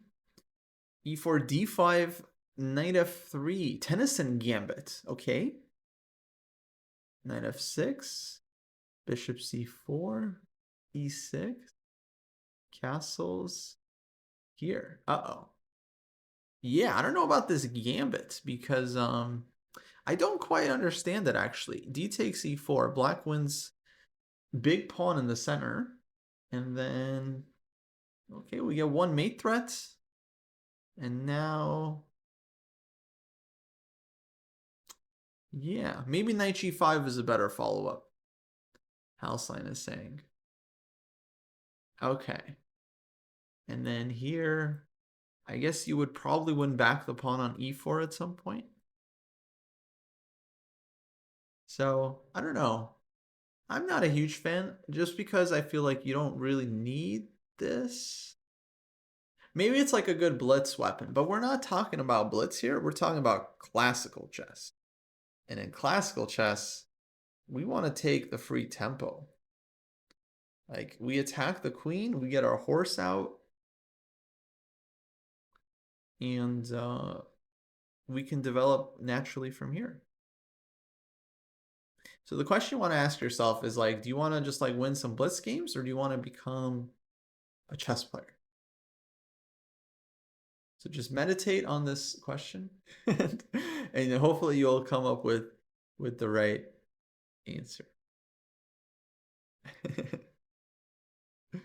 It's like these gambits are only fun for some amount of time, and then they lose their. It's like when you're a kid and your parents leave you home alone for the first time, and you're like, oh, well, I could just have like cake for breakfast. It's like, yeah, the first time you do it, it's like amazing. You're like, oh my God, amazing. And then it's like the second time and the third, and then it gets a little tired. And you're like, I kind of don't think I want cake anymore. You just get a little sick of it. So at some point you're like, what? I think I want to play chess for real. We get the pieces out and we see what's what. We see what's what. Okay. So anyway, so there probably is more to this gambit, right? How I was saying here, D3, and this kind of thing. And okay, I could see there being some tricks here. I could see there being some hocus pocus tricks. So I guess it makes sense for the blitz and the bullet. You got the hanky panky stuff. But you have to be careful. So like if E6, take, check, take, bishop b4. This is in 100 tactical patterns you must know. The counter. And then white should probably play queen d2 to at least get a piece back for the queen, but we gave up 2 and we only won back 1. So that means we're down. Also, there was king e7. Yeah, fair enough. Fair enough. Yeah. But I just wanted to demonstrate this nice idea.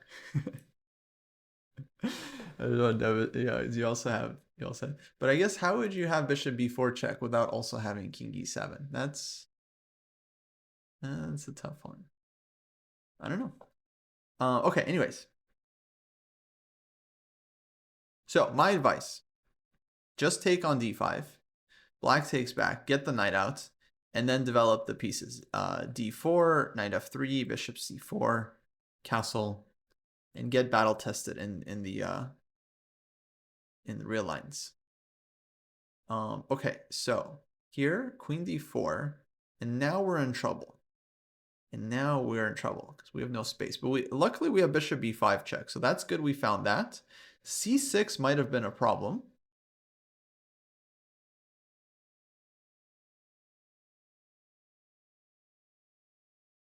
C6 might have been a problem. I think I don't see a way to save the piece here for white because the knight is, just short on squares. But black went bishop d7, so that kind of allows us to bail out. We're still down a pawn, but it's better than being down a piece. d4, good move. I think you got to just challenge this pawn in the center. Maybe f3 actually is interesting here. Trying to get this, and then maybe you could still put the pawn in the center in the future. I'm not sure. So here takes, pawn takes, rook d8. The notes say queen takes was maybe better, but I don't know, because we're down a pawn, I don't think we should be trading queens here. I think this would be what black wants. So I think c takes d3 is correct. I think this is the right thing to do. Knight c3. Yeah, I think you just have to develop. Like, I don't think we're really saving this pawn. So if black wants, they can take the second pawn. But then I wouldn't trade queens here. I would just keep the queens on the board and look for compensation. I don't think we have enough here, but I think that's the best we can achieve. And at least we can hope for some ideas. Bishop g5, rook d1, and we try to pose some problems to the opponent. Okay, so bishop e7, d4, and black traded, and we traded. So I would say this is kind of a mistake because even if we somehow win a pawn back, we're still going to be down a pawn, and we've gone into the endgame down material, which is not what we want to do. So I think this is the biggest mistake for me is like going for this endgame.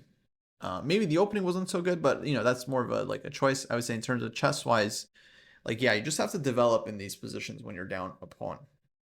But the annotations look very nice. So great job with the annotations. I should say that's a big part of improving is just annotating. So it's not really, this show is not so much about like critiquing people's play. People are at different levels.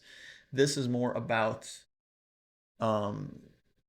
supporting folks. And so part of that is also offering advice on the annotations. So annotations look really nice, really clean. Rook AD1, rook D4, C6, and knight takes A7. Yeah, big blunder. Hopefully we learn from this one. Not just bishop C5, but also rook A8. This knight is often a goner when black has played C6. So yeah, have to watch out for this one. So white tries to salvage what they can, but it's too much material for black. And rest of the game was pretty clean. Yeah, okay, so well, good notes, instructive game. Apart from the opening, I think main thing one was training queens, no good, and then also I guess we have to watch out for this queen d4 because this one could have won us the game after c6, and then we have too many pieces hanging. So definitely have to watch out for that one. Okay, now they had a request to look at their second game against Justin as well. Let me see. So second game, rematch, and second, and also third. This is like the third ever OTB game. So like, kudos, bravo. I'm critiquing you based on like, you know, being an experienced tournament player, but bravo on playing your OTB games and annotating them, and like, you know, playing very very solid.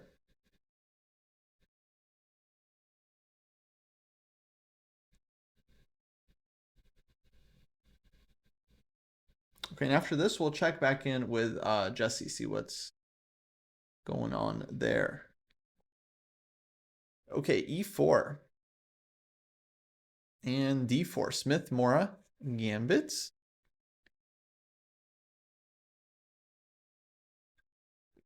And we go E5.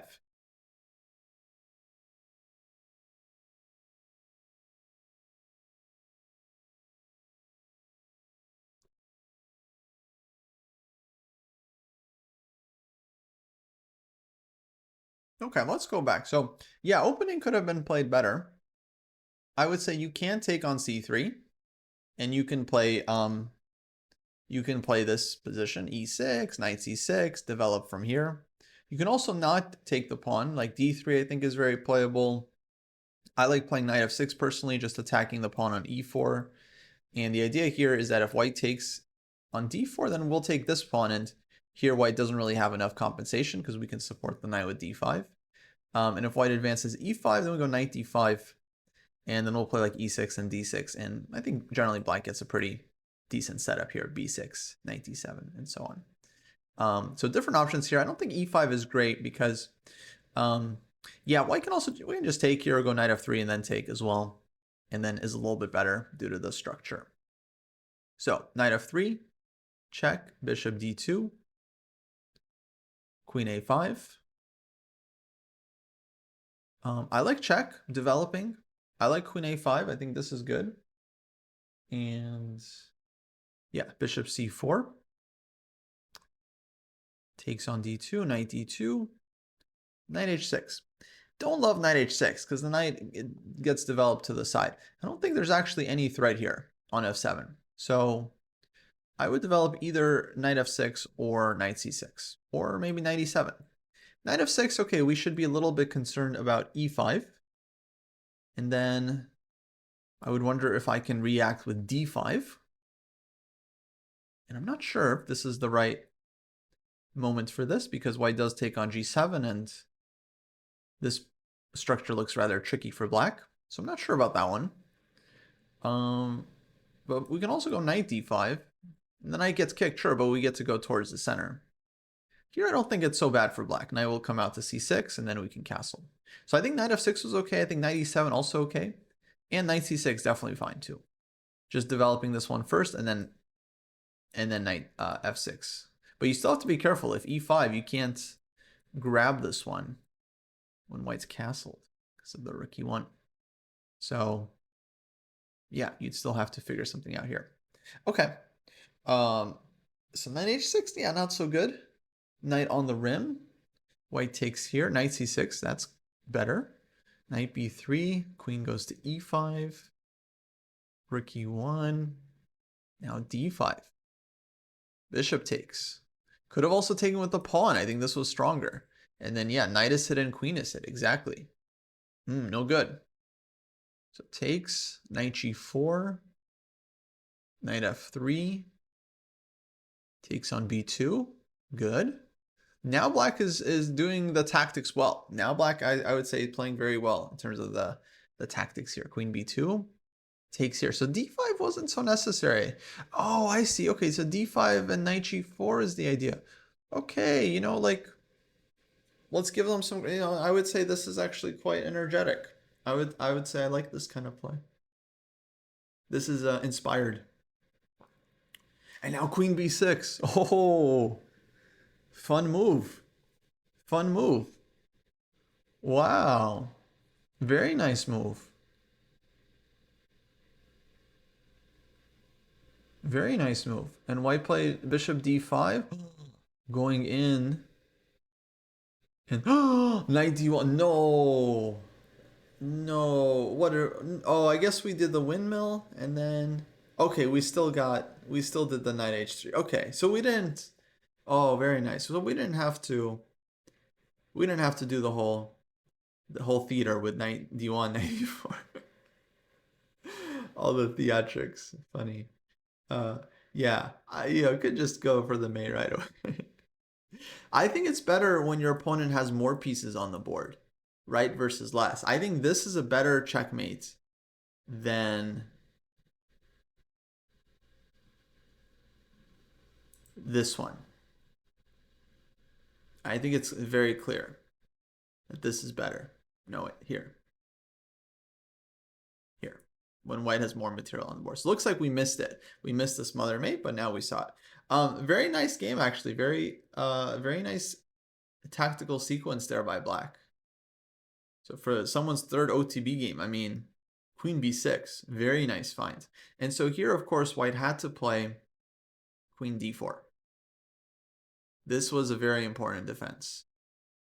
Everything else, I think, allows knight f2 and then some discovery. Maybe you don't get mated, but the discoveries are pretty painful. But queen d4, that would be dealing with the juice from the squeeze.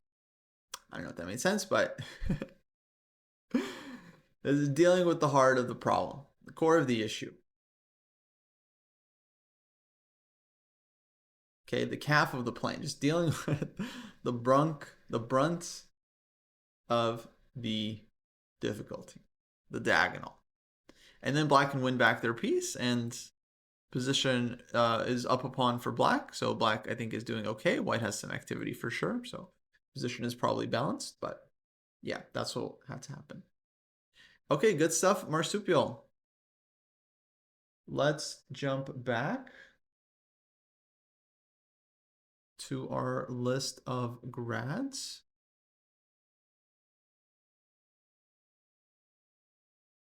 And let's check in, see how Jesse's doing.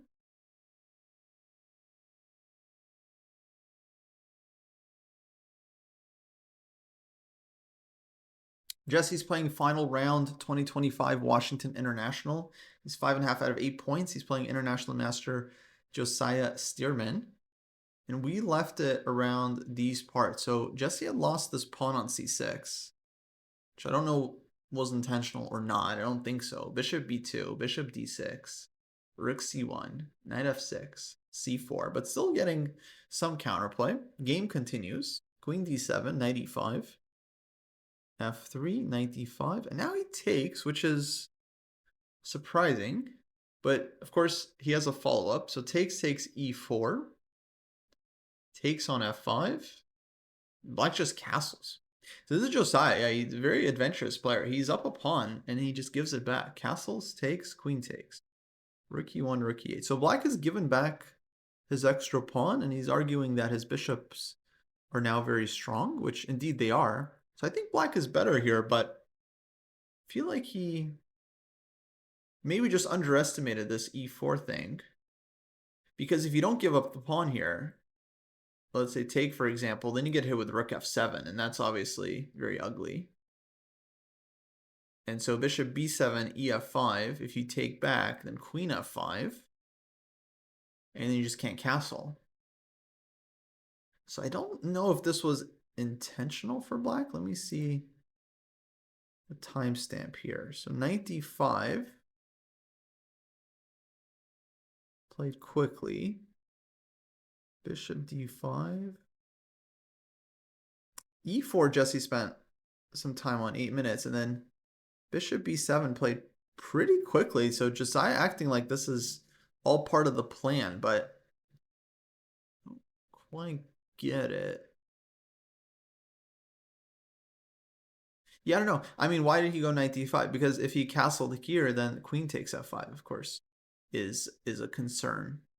So that's why he went knight d5, but I'm not sure if he fully anticipated all this. Maybe he did. It's hard to say. Castles takes, rook e1, rook e8, and now, okay, queen c3, b5 played, a b5. I would expect a b5.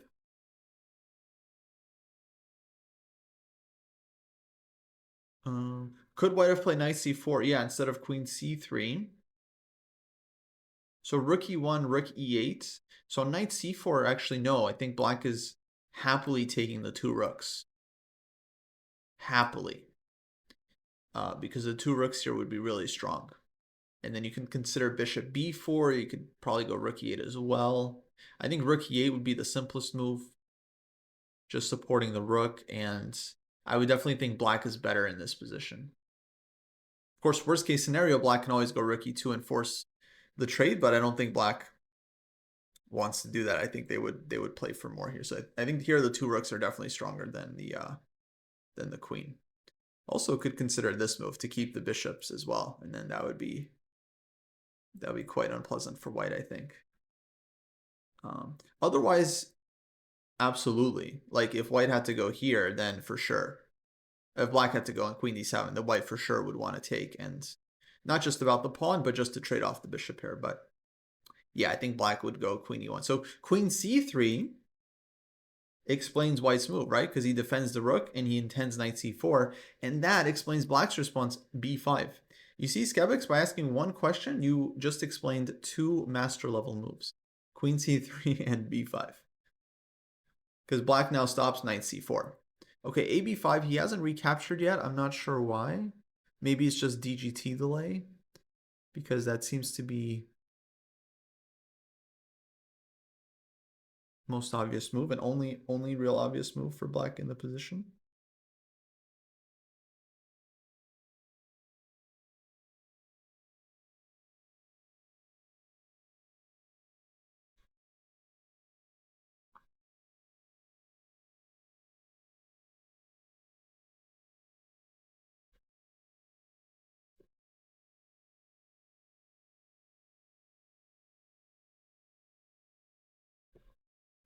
Okay. So, game I'm sure will heat up from here. Back to equal material, which is nice for Jesse, and then e5 is pretty good. So I kind of feel like white is generally okay. Like I think I would take black here for sure, but I don't think it's like gonna be easy at all for black to try and massage this. Okay. Let's go back. This is the Washington International, so big, strong open tournament happening in Washington, D.C. right now. Is there some competition between me and Jesse for a higher rating? Yes, I would say this is both an internal competition and an eternal competition. Eternal meaning for eternity. Okay, Gratz.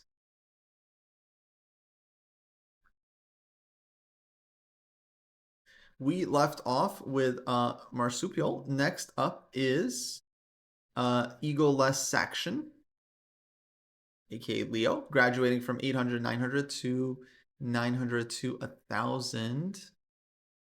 Well done. 112 dojo score earned. Yeah, no, I'm behind Jesse. I'm like, I think he's got like 30, 40 points on me now. So no, I'm working hard. I'm working hard. Maybe I could be working harder, but yeah, I'm day in, day out uh doing chess. I can show you my profile real quick before we get into um Leo. I need to update my heat map for the last week because I haven't been updated, but this has been me lately. I had a bit of a break here. Actually, I haven't fully updated this because I was traveling, so I need to go back and update this period because I have the notes of because I did this camp in Spain, which I don't know if I've tracked here so far. Uh, yeah, I don't think I have because that was in May, so I need to put in the camp and then the other time. But then since I've gotten back, I've been very diligent doing some time every day. Doing a couple different things, some woodpecker, some Dvoretsky, some openings, and so on. Okay, back to Leo. So next graduation, ego less action, ego less action. Been doing the Dojo program for a couple of months now. It's been very helpful in getting me to focus on classical games, playing slower, calculating, and analyzing my games. Sparring partners in the Dojo tournaments have been incredibly helpful. I feel like I'm getting stronger each month. Looking forward to continuing. Let's go. By the way, I also dropped down a couple of cohorts for a couple weeks to focus on the easier material to make sure I covered the basics. But the 800, 900 cohort level has been ready for me. Looking forward to 900 to 1,000. Bravo. Bravo. Olio says my Dojo profile looks sad. Dude, get it done. You have the training plan. You have the work right there. Just choose one thing. Choose one thing you can choose right now. Choose one thing. Get some Dojo points. Get some points on the board. Focus on one thing at a time, and then do it. Do you need me to clap at you? Does this help? Get to it. Hurry up. Solve some puzzles. First play some games, then solve some puzzles. Then analyze your games. Then work on your stuff. Okay. Um, let's take a look at Leo's profile. See, Leo's doing the work. I can tell because he's 112 dojo score earned. See, look at that. Beautiful. Beautiful. 52 years old. Started seriously learning chess this year, although they dabbled a bit in their adult life. Father of 6 kids. Wow. Married, writer, vegan, and Zen practitioner. Man, Leo's living the Zen life, huh? I'm gonna follow Leo. I'm sure he's well on his way. Let's see Leo's activity. Nice. So we can see the healthy pie chart once again. Lots of games and analysis, lots of tactics, a little bit of everything else. Exactly what we want to be doing. And let's go to the games. Looks like we played 45 out of 40 classical games already this year. Bravo, Leo. And okay, Leo's one of the players I think got put the game in here. You do have to, I think, select that the games are going into your My Games folder. So let's see if we have any more recent games. We do. So let's see some of the recent games from Leo. A couple games from last week. Nice. Let's take a look. All right, Leo here playing white against Hubert Garcia. And this is a tournament. It's called It's Hot Out Here tournament in Sacramento, California. Cool. Looks like OTB tournament. Let me actually switch scenes here. Beautiful. Okay, opponent plays Pirt's defense, d4, knight c3. We just develop. Bishop e3 actually is a very reasonable move because after castles, if white plays something like castles or even Gukesh fell for this recently. I think Gukesh went h3 and he fell for the classic center counter trick where black is already doing totally fine here after takes in d5. So bishop e3, I like this move because it gets out of the way. Bishop g4, bishop e3, very logical. e5, d5, that's fine. 97, h3, takes. 97. Queen gets out of the way. And f4. Yeah, maybe queen shouldn't have gone to g3. Maybe queen e2. So on f5, you could go f3 without worrying about f4. Then the bishop would drop back. And here the plan would be for white to try and play on the queen side. So you'd get the knight out of the way, maybe knight a4, c4, maybe knight d1, bishop a4. Get both pieces out of the way and then play c4, b4 and play for the queen side expansion. So I think something like this would give white a really reasonable position. It's going to be hard for black to break through, but that's what black is going to try for on the king side. So queen g3, f5, f4, fe, and now the battle heats up. But this feels like it's in black's favor because black's pieces are better suited for the king side. You guys see that? White's pieces are on the queen side, not effectively placed for a king side battle, whereas black's pieces are. So takes, we take here, knight f5, queen g5, takes on e3. We have to take that one back. Bishop e5. I probably would take with the knight here, but I don't think it makes a huge difference. And queen e7. And here maybe I feel like I would have played this one a little bit more aggressively with black because white actually has really weak dark squares. So queen g5 and queen g3 is a problem. Like white would have to deal with this. This is not so simple. So I definitely love black's position here. I think black was already much better. We have opposite color bishops, so black's bishop is just much stronger. White's bishop covers like a couple squares. Black's bishop covers so many more squares in the position. And it's even covering squares vertically, right? And like bishops don't even move like that. I don't know if you guys, I don't know if anyone's ever made this point in chess history, but the outposted bishop is really strong, not just because it's defended and it covers a lot of like strong diagonals. It also covers squares like a queen, in the sense that it's like blocking. So this is a 5-point bishop. It's a 5-point bishop right there. So very nice. Queen e7, knight b4. Oh, knight b5. Ooh, that is. Ooh, it is not going to be it. Ooh, sorry, Leo. Sorry. Happens to everyone. Yes, bummer. But at least you know what the mistake was. So that's something. And it kind of tells us what to work on just on this alone. We have to watch out for the opponent's resources. This is something I've been doing work on myself with others. It's just one of those things. It's like you have to get into the habit of doing it. And it's really a matter of just like being precise in every move, doing that blunder check. So blunder checks, very, very important. Let's check out another game from Leo.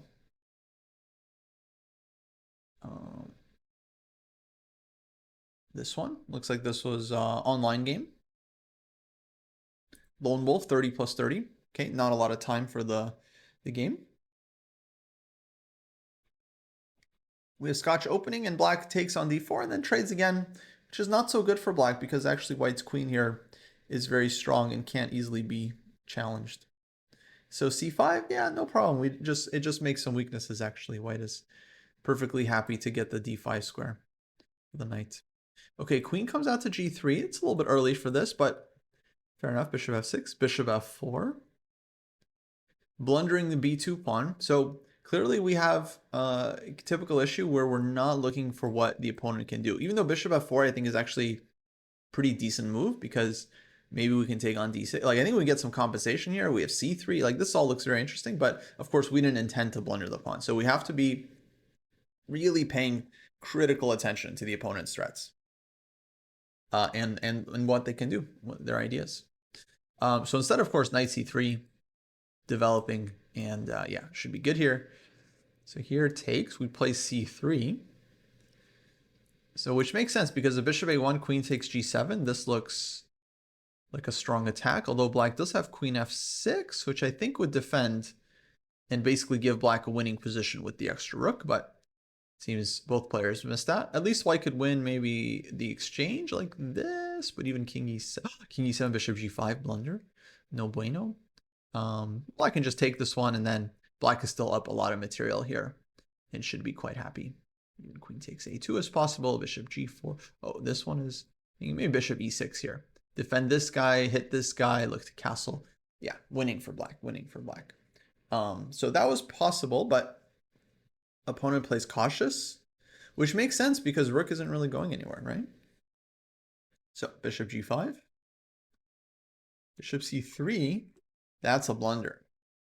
That's a blunder. Oh, they forgot about the queen on g3. So what happens? So what happens? Wow. They just missed. They just missed the lateral, the punch from the side. Sometimes there's just a comes from the side. Just you look straight ahead for you, and then just something comes in from. That happens.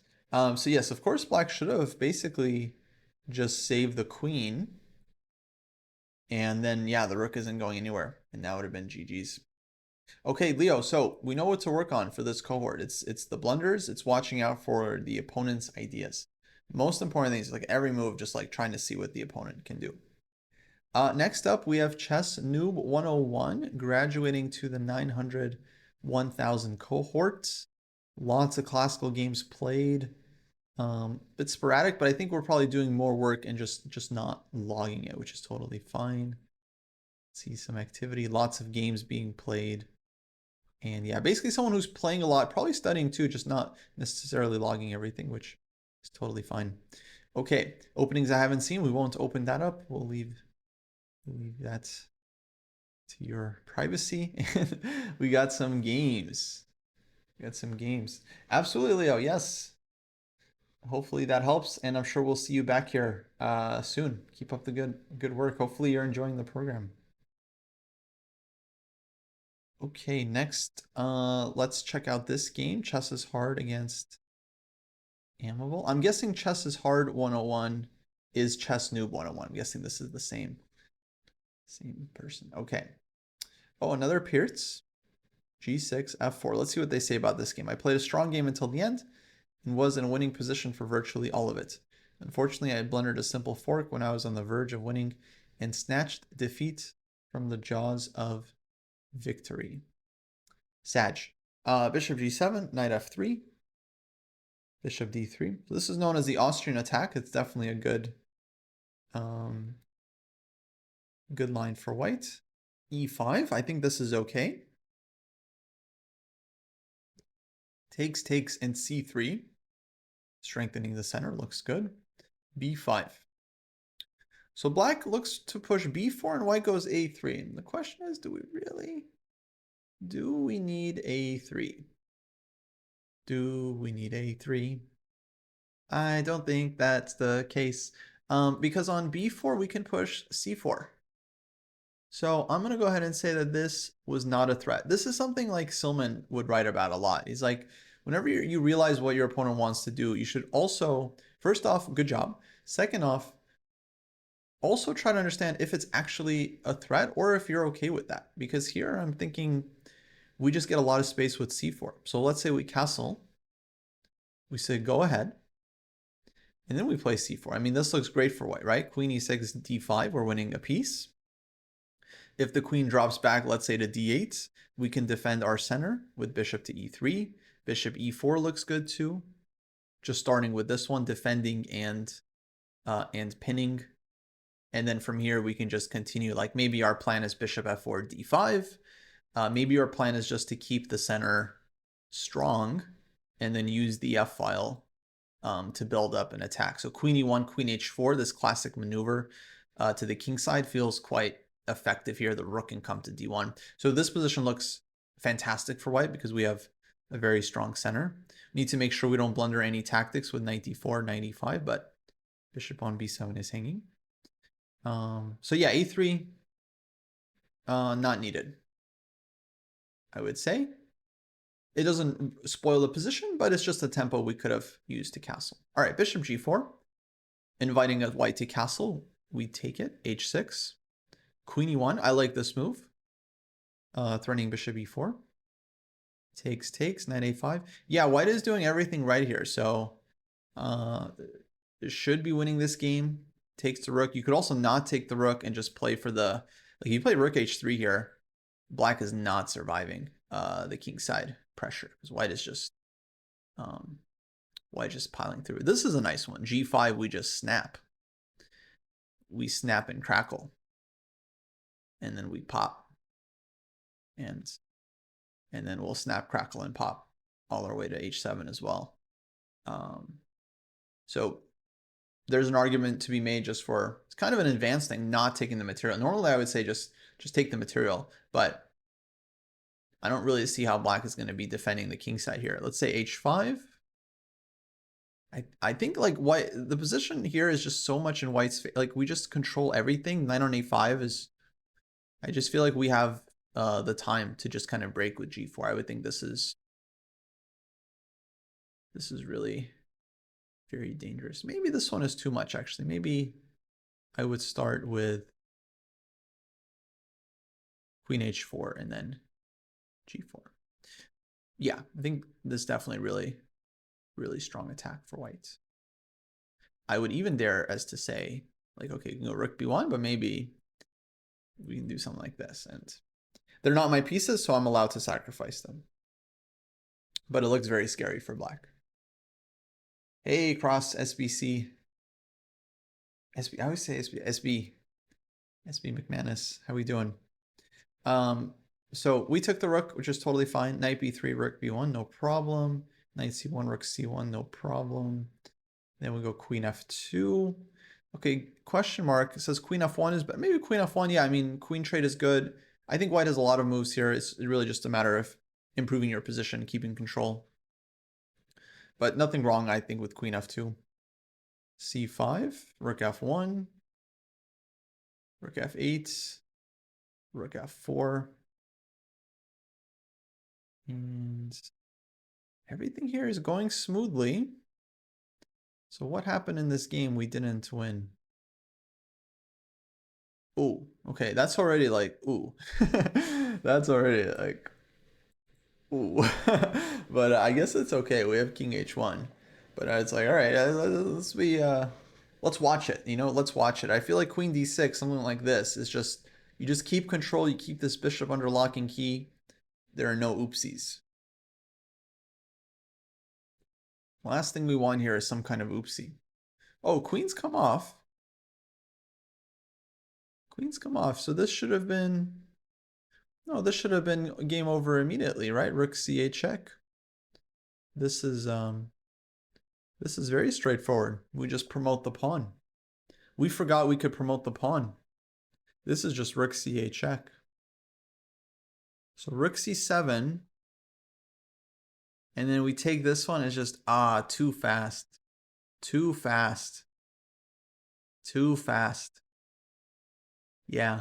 I'm sorry to say, but, we play Rook takes C1. We play this very quickly.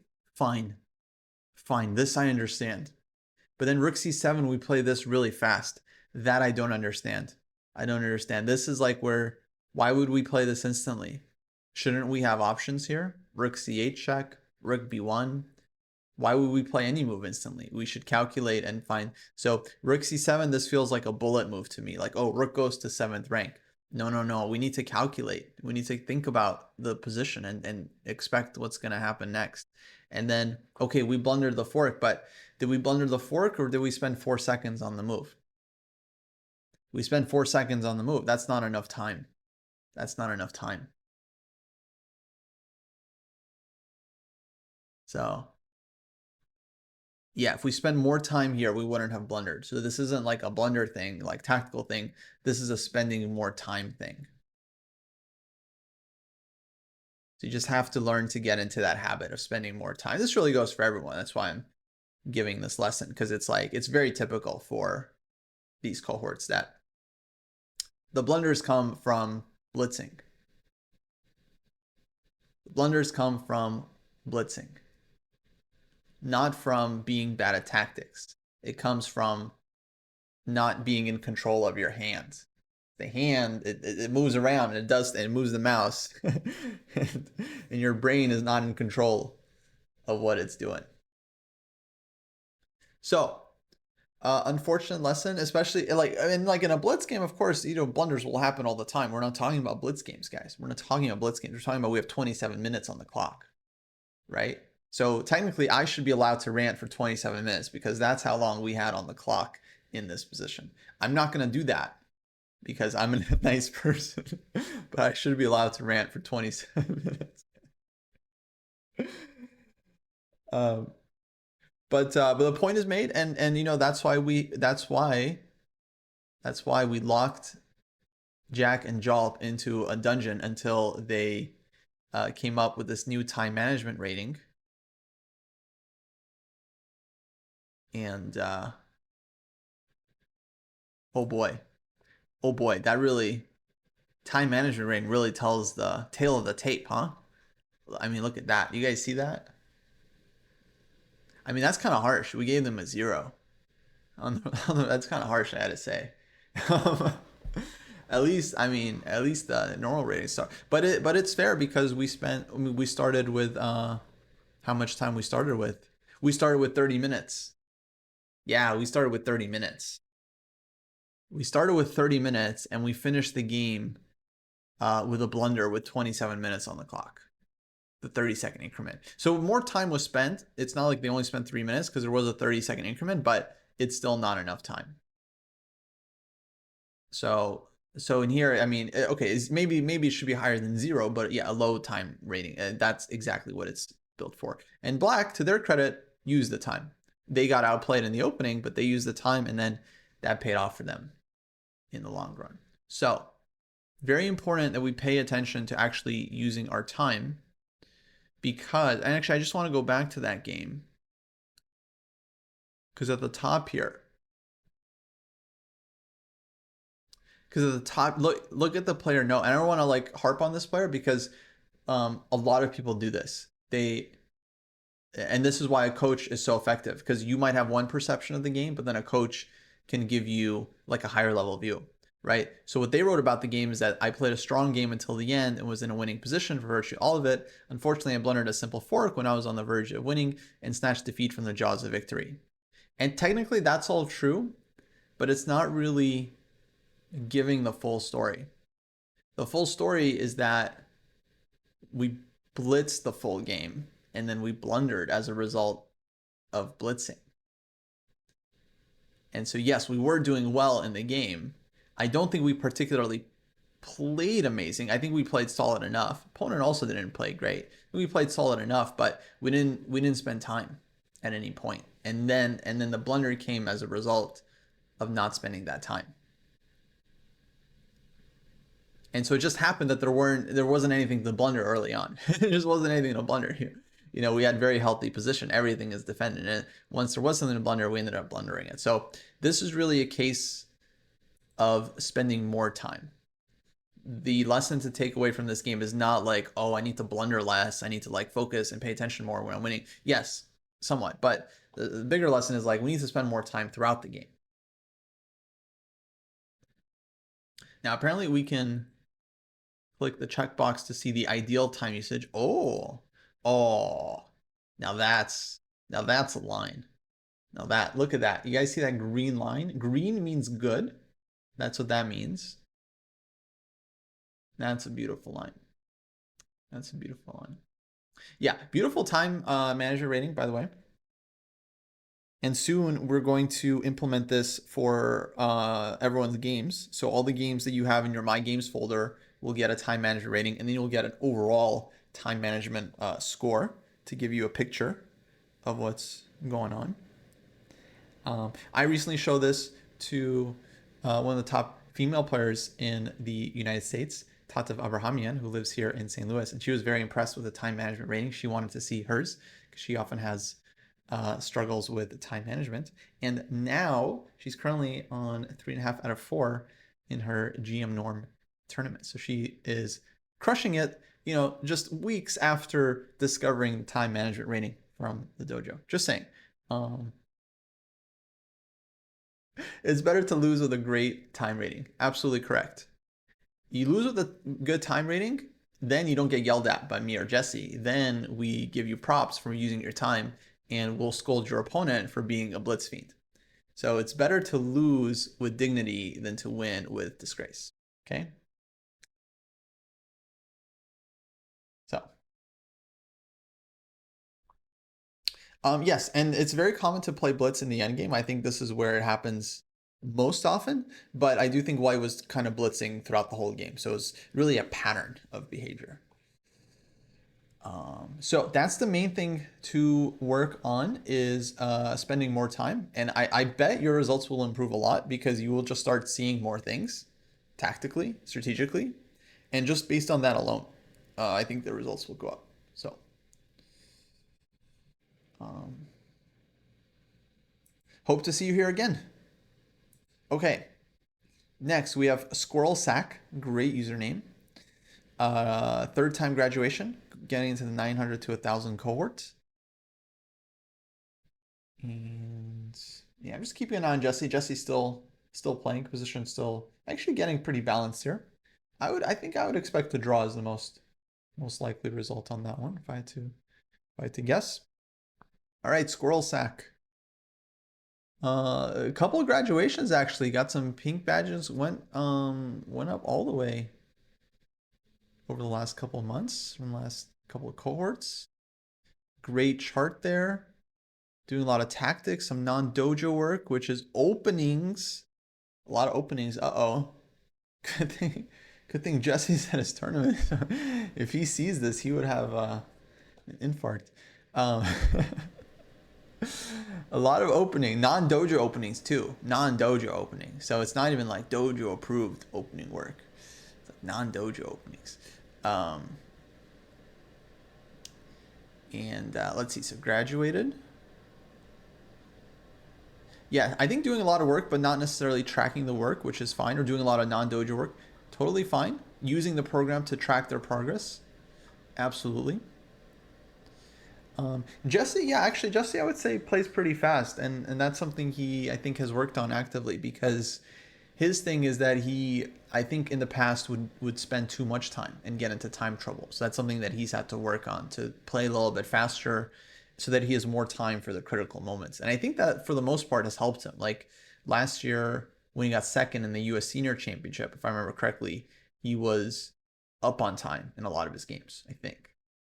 Um, but of course, what's good for Jesse is different than for the lower court. At the bottom courts, of course, just like the most common issue. Jesse's been playing chess for north of 100 years, guys. So he's got the instincts. Like his hand, he knows what to do in all kinds of positions. Like he can play, right? If you're newer to chess, you don't really have the instincts, right, and the experience. So when you play a move quickly and by hand, like you're basically just guessing. You're just throwing a move out into the ether and hoping it's good. You have no real chess intuition uh, to build on. But anyways, anyone's different, and as with many things in chess, it's always a balance. So it's not about like not playing fast or not playing slow. It's like you have to find the balance. In quieter positions, you should be spending less time. In sharper positions, you should be spending more time generally. Okay. Um, let's see if we have some games from Squirrel Sack, my games. Now, one thing I think we'll have soon that Jesse requested is a number that indicates how many games are in a folder. So this will tell us without having to click in if we have games to look at. I find it fun. I like the rush of clicking in and and seeing and seeing if we get any games or not. All right, Squirrel Sack. So keep up the good work. Hopefully we can see some of your games so we can try to help support you on your journey and give you some tips for your progress. Most people play random. We were talking about opening sparring, and I think it was a very fruitful comment that like because people when they study openings they study like the book moves and it's like the theory, but then when you get to the game, you're playing some random dude, right? And they just you spend 10 hours prepping the dragon and you show up to your game, it's like e4 b6. It's like, all right, let's just have to spar this random position. That's all I was saying. Anyways, next up we have C-Boy. First graduation, going from 8 to 900 to 900 to 1,000. Congratulations, C-Boy. Let's go. First graduations and joining the dojo in April. I've enjoyed the opportunity so far to play classical time control games via the round robins and the encouragement to analyze them in depth. You are welcome. Across my Chess.com Elite Chess account, notice a very clear pattern. The longer the time control, the higher the rating. Maybe this is a symptom of my age and slow brain. Slow chess, good chess. My Chess.com rapid rating is 300 higher than Blitz and normalized Elite Chess Classical. Enjoying the program and the easy contact with other adult improvers. Love to see it. Glad it's working and keep up the good work.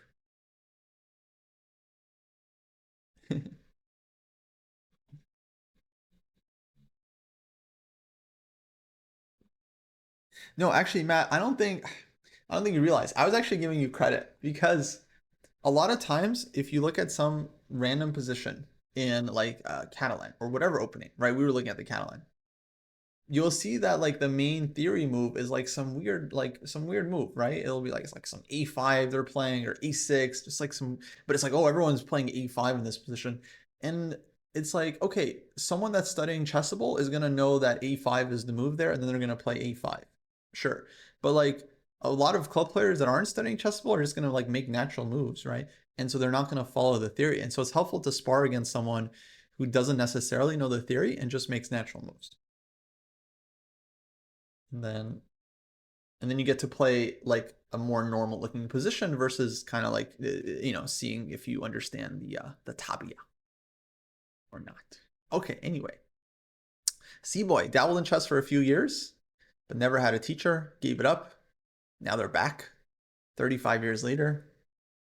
They're reinfected with the chess virus. Let's go. Give them a follow. They're a dedicated adult improver, keen not only to keep up with their teenager, but also to see how far up the ratings ladder they can get from Northern Ireland. Nice. Welcome. Okay. Great. So lots of activity. You love to see it. Love to see it. Lots of games. Lots of games. Working on how to beat your dad at chess. That's you, C-Boy. You're the dad. Okay. I guess you're reading what the competition might be reading. Played some games. Puzzle Rush. Nice. Okay. Let's see. See the games. And yeah, here we have some games uploaded. You do have to, soon this will be the default, but you do have to save the games to your folder. And I think, yeah, there was a more recent game here with Kay Borman, who's definitely a dojoer. So let's check out this game. Oh, 3F5. Dang. Did you take it, Skebix? I hope you took it. EF. Skebix saying that this was his game. No, not even E6. Sorry, excuse me. Oh, and I've completely forgotten to mark all those games as reviewed. I'll have to go back and do that. Hopefully you took this one. Greco showed back in the 16th century that this is winning for white. Not because of G7 and taking the rook, because of GH and winning the king. Beautiful. Okay, class dismissed. That's a game. I think that might be one of the games to memorize at some point, or at least one of the games to study. Ah, it's too bad, double double. Yes, next time, next time. Okay, so here C-Boy is playing white against Kay Borman. This is a rated game from Lee Chess. 30 plus 30. Nimzo Indian. Queen C2. Castles E4. And black takes on C3. So yeah, I think the critical move here for black after E4 is to play D5. Black can also play D5 the move before. I think this is a bit more solid. But castles E4 and then D5 is also very playable with the intention to go knight E4. And then the knight will trade off, and then at some point the bishop can drop back, or bishop can trade off, and I think this is more common. You keep the strong knight on E4. Black takes here first, which is playable, but I think gives white a very nice position because now white has a lot of center. And you can defend the center. So it's not going to be overextended.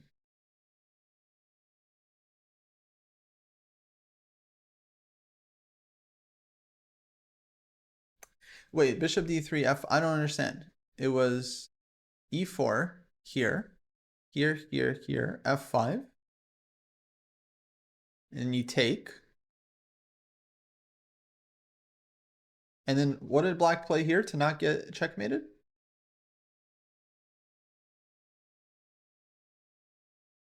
Because bishop g2, queen h5 is direct winning. There are some lines where it's like you sack the rook and then it's like, okay, you have a strong attack, you have to play it, but they're not easy. But here I think is just direct winning, no? If they don't take on g2, we go knight f3. So they have to take if they do this, but then check. G6 only move, we take. And now to not get mated, they have to make a escape square for the queen, like for the king, like queen c8 or something. But that's not really a solution, right? White makes a new queen here. So this one should be just straight winning for white. There's just no discussion, no discussion to be had. We can discuss it, but there's no discussion to be had.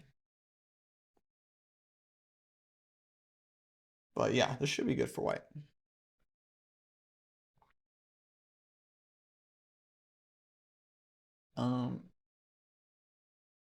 So, oh, back to the game. b6, e5,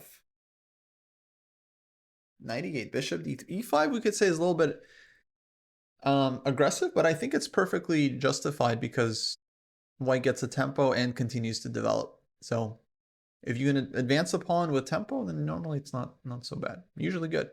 g6, bishop h6, knight f3. Love it. Love it. I want to see h4, h5. I think this is exactly the position to do it in. You could even play h4 here. I think a lot of players might consider h4 to be the most flexible move. Because if black plays h5, then we're very strongly considering to sacrifice. Maybe we don't sacrifice right away. Maybe we play knight f3 first, but then the sack will be looming. And otherwise, h5 is coming. So here, knight f3. Bishop drop back to g5. And queen e2. Yeah, so white's like just trying to like build the mating attack, which I think maybe queen d2. Maybe this is how I would do it. Queen e2, he writes, I cannot allow double pawns on the f file. So this is the thing that I don't think white should really care about here. Here it's like, yeah, we should just play for mate. I think queen d2. If takes, okay, we take back, whatever. We want this, h4, h5, and it's going to be a checkmate soon. Very, very soon. So this is definitely a position where white can, in my opinion, afford to be more aggressive. Chess Latte, hello. We got Chess Latte in the chat. Hello, hello. I saw you met Jesse recently. That must have been fun. Jesse and Chess Latte go way back. Way back. How is the tournament going for you, by the way? Queen e2, c5 played. Castles, bishop f3, queen f3. Knight c6, bishop f6. cd4. Take back. Take here. Knight f5. You lost a chess game to the last. That's so funny. Well, I got the Dojo or on Dojo or violence. Did he know who you are? G4. Okay, this game is wild. So here, G4. Looking to win a piece, but queen c6. F3, good move. Queen c5. King up, good move. And now black is just done because, yeah, the knights are caught. Queen h6 is there. And yeah, the knights just have no squares. So he has to give one up. Queen g5. Oh. Oh, but this got a little... Oh. This got a little feisty, huh? Here, rook f1. All of a sudden, queen is trapped. And now white's winning again because black is getting mated. Okay, we definitely didn't have to blunder the G pawn. So what happens here?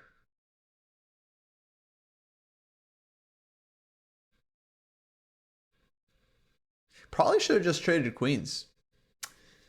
Yeah, Seaboy writes, I refuse to let go of my mating dream. The queen cannot be exchanged. But nah, I don't think this is right. I think you trade queens here.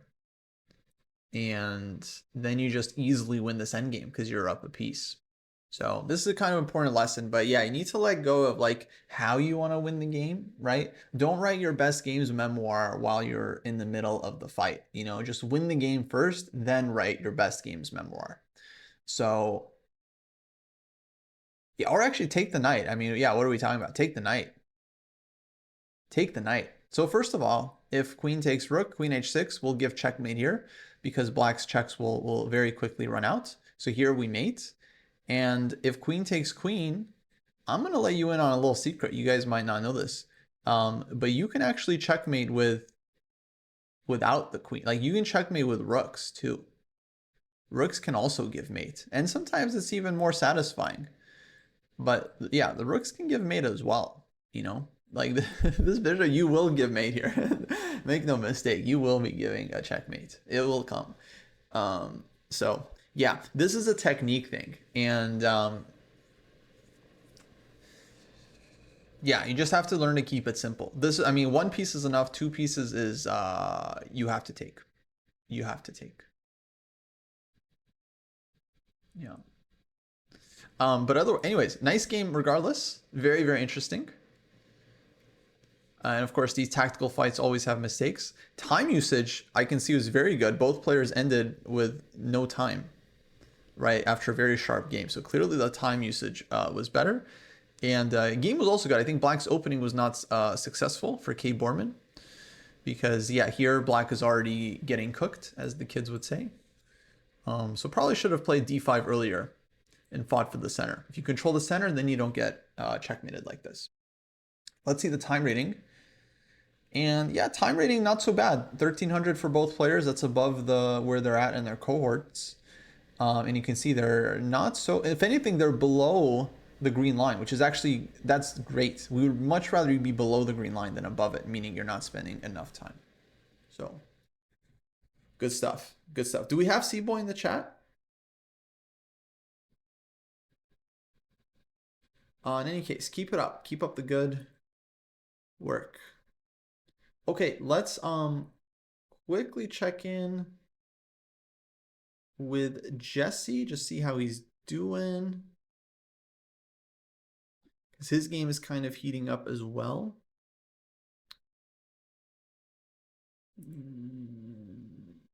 Okay. Here we go. So what's happening here? So we left it off on b5, takes, bishop a3 expected to try and challenge black's bishop pair. Queen d5. Neither side wants to trade because if white takes, then he loses a great square for his knight.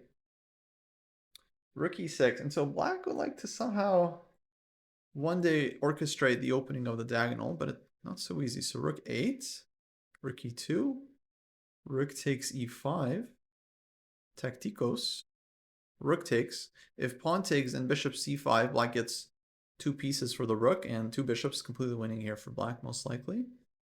So rook takes back, takes, and now rook a2. Oh, but this is, uh-oh. This is just game over. Rook g2 is coming, guys. Rook g2 and queen f3 is just, I didn't even realize, just a mate threat. Wow, Josiah found very nice combination here with the rook takes e5. I mean, for sure Jesse underestimated this. Because this might be over.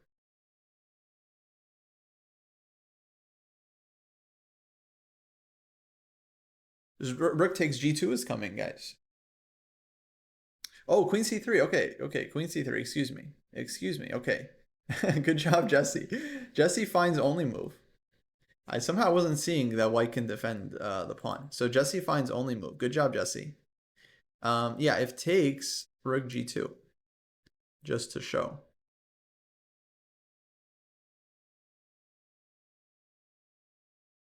Yeah, I panicked, so my eyes weren't seeing this. So here, it still feels a little dangerous because black has like b4 and stuff, but I don't see I don't see the knockout here for black. And if there's no knockout, that means white is most likely okay. Definitely, I think only black can really be better here. It feels like he's more active. Um, but yeah, no, b4, I think you can just take it with the bishop. So I don't think white really fears that. Okay, goes rook d2. We're definitely not afraid of rook d1 check. Any trades, I think, just gives white some safety. So maybe he's looking for rook d3. I'm not really sure what he wants as his next move. But I think if Jesse just doesn't blunder some combination here, he should be okay. Like bishop e3, rook d3. No, bishop e3, yeah, is an example of the blunder, right? It's like it's such a like tricky move. Yeah, oh, attack it. Oh, now you get wrecked. So here, and then you get wrecked. Wreck it, Ralph. And then this is a checkmate again, folks. The king can't go anywhere. So that would be good for black.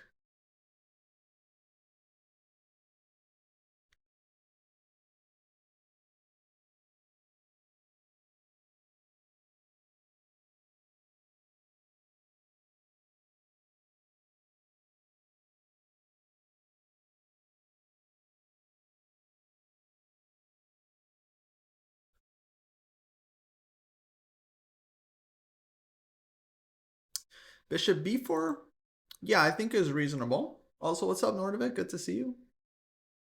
Sometimes I see people in the chat. I'm like, hey, it's them, and I don't say it. It just stays in my brain.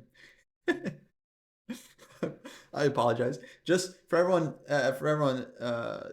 I've said hello to everyone in the chat, just so everyone knows that. Maybe it was verbally, maybe it was inside my brain. I don't know.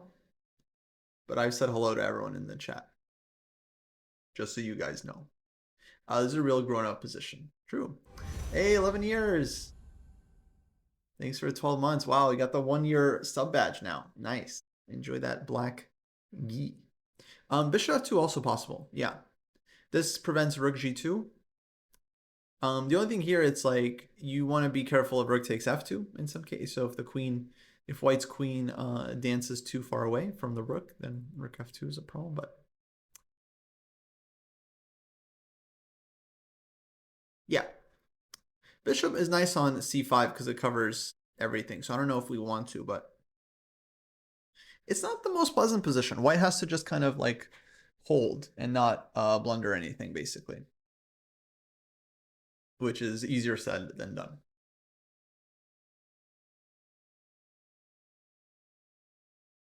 But I think Jesse's still okay. I'm still expecting a draw. Let's go back to grads.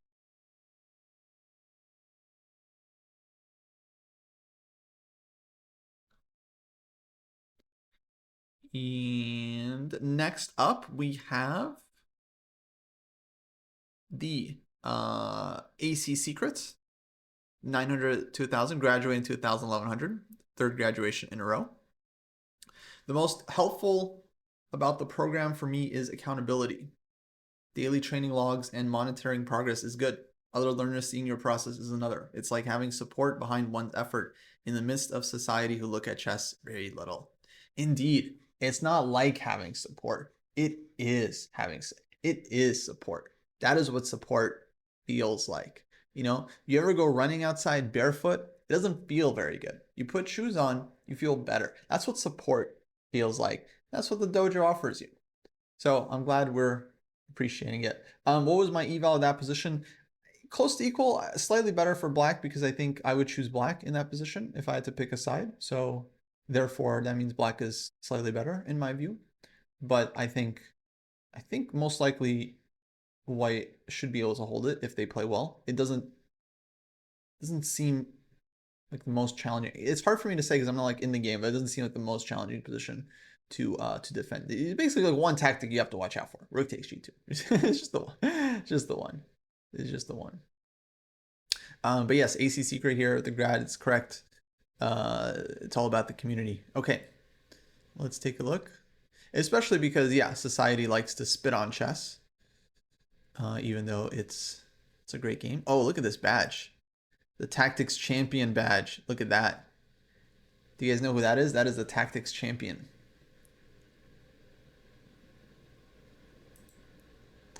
Okay, great stuff. You get this badge if your tactics rating is good for your cohort. So here you have a 1300 rating, being in the 1000 to 1100 cohort. So because this one is normalized. So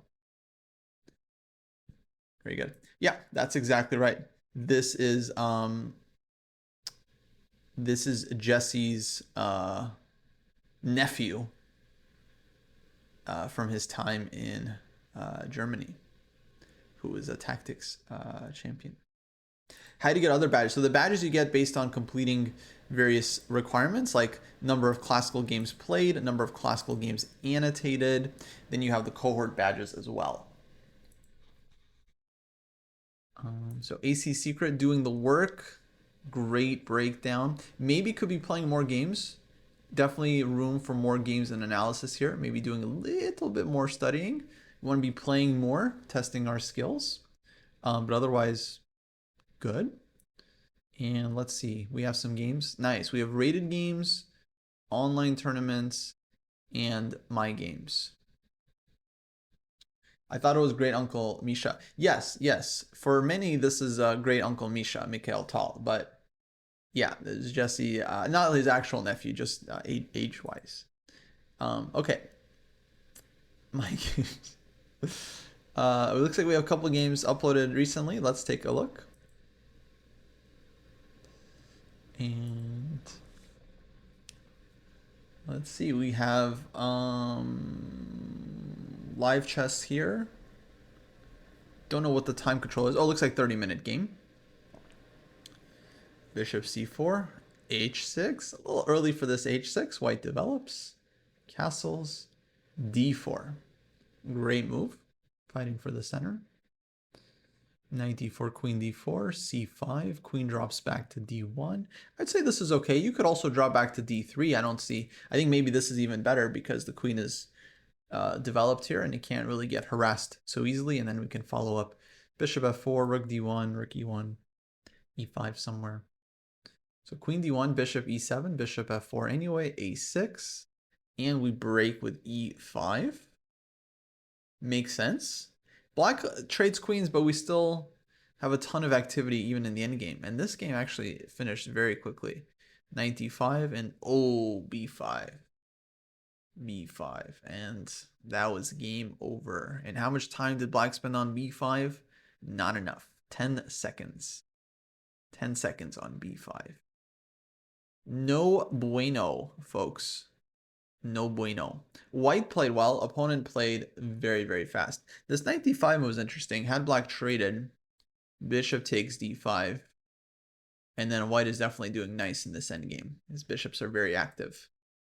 Good stuff. Let's see another game from AC Secret because the opponent kind of bungled that one really quickly. Let's see if we can find another game. Give some tips. So next game, e4, e5, c3, knight f6, d4, d6, takes, and white gets in this endgame where we have to move our king. It's not the best. I think against the Ponziani, it's established that you can just play d5 here. So this is one move I would suggest. And the nice thing about d5 is you fight for the center and you take advantage of the fact that the opponent hasn't played their knight out to c3 because now the pawn is there and the knight's blocked. And so black is quite happy here. White can try queen a4 as a kind of a tricky move, trying to take on e5. But I think black has a couple reasonable options here to defend against this one. I think D is okay, but f6 is actually very fine here. Just defending the pawn and then getting ready to play knight g7 to defend this one as well. And black is totally fine. Okay, don't tell anyone I said you could play f6 there, but you can. So this one is definitely better for white after d5 or d takes e5. So takes. And yeah, here white should be a little better, but I think it's still playable. Bishop d7.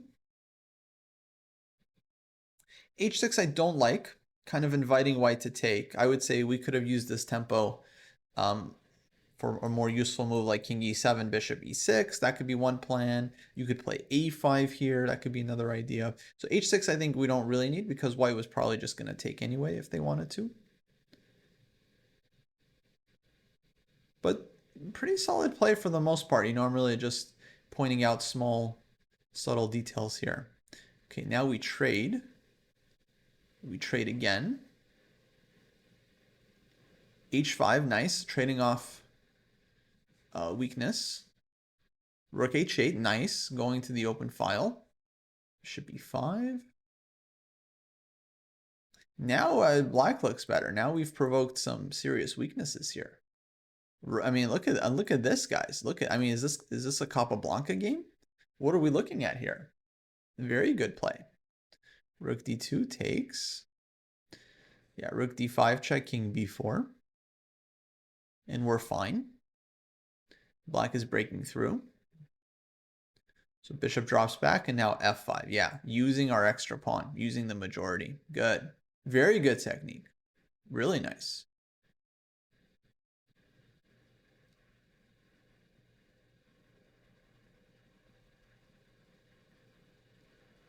And then just limiting the king and easy.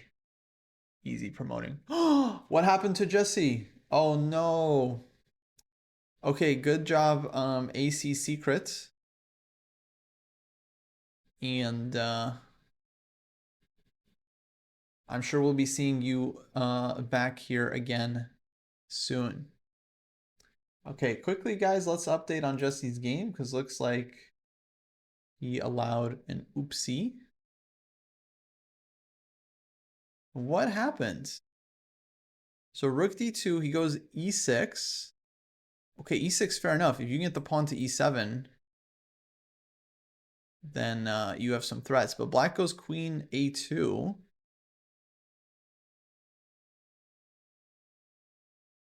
King h1 takes.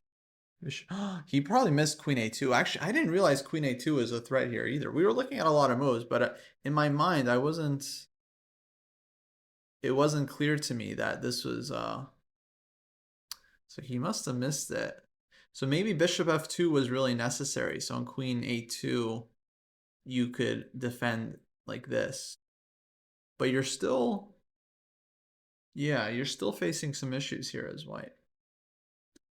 So this one was maybe even worse than I thought. But now, yeah, now there's no defense. So if e7, black is calculated to mate. Yeah, easy one to miss. We were also looking at it. We didn't see queen a2 as like a concrete threat. And now it's over. Now it's just like, yeah, you just no defending this one. It's a nice checkmate. It's a nice mate.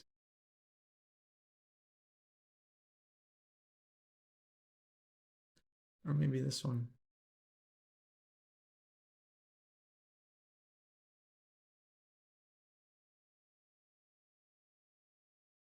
Yeah, unfortunately, he was having a very good tournament, and then he lost his last two. So, but still a decent performance, I think. I mean, he did defeat two GMs. You know, he beat Grandmaster Sammy Shoker from Egypt, and he beat our friend GM Eugene Perelstein of the dojo. So beat two strong Grandmasters, and then had very decent performance otherwise. Well, probably still getting rating actually. I would think maybe not. But okay, unfortunate. It always rough to end on a loss, even if you have decent tournament otherwise.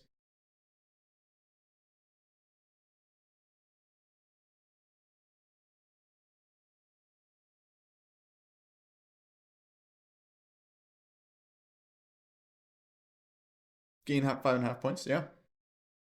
You'll take it. You'll take it.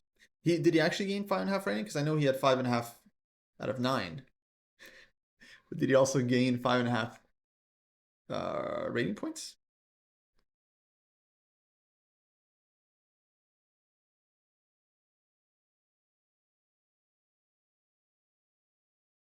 Okay, let's get back to the grads. I think we'll do two more today.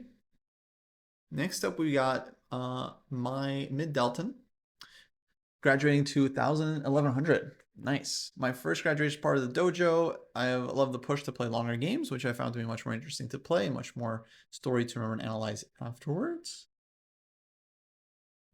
I also loved being able to log all my training. I like when people graduate and they're like, yeah, I like everything about the program that works. It's like, yeah. Mildly terrified by going up a cohort, but let's find out. No, no, you guys will be fine.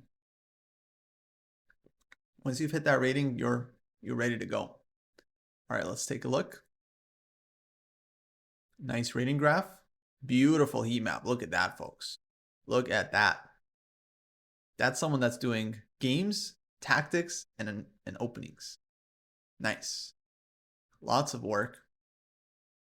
Very late starting adult, learned the rules, but nothing more as a kid in the 80s. Starting playing games online in February 2024. Rated 450 on chess.com. Currently rated 1250, but definitely feeling I'm hitting the limits and looking for ways to improve. Love training. Let's go. Let's follow this guy. Nice.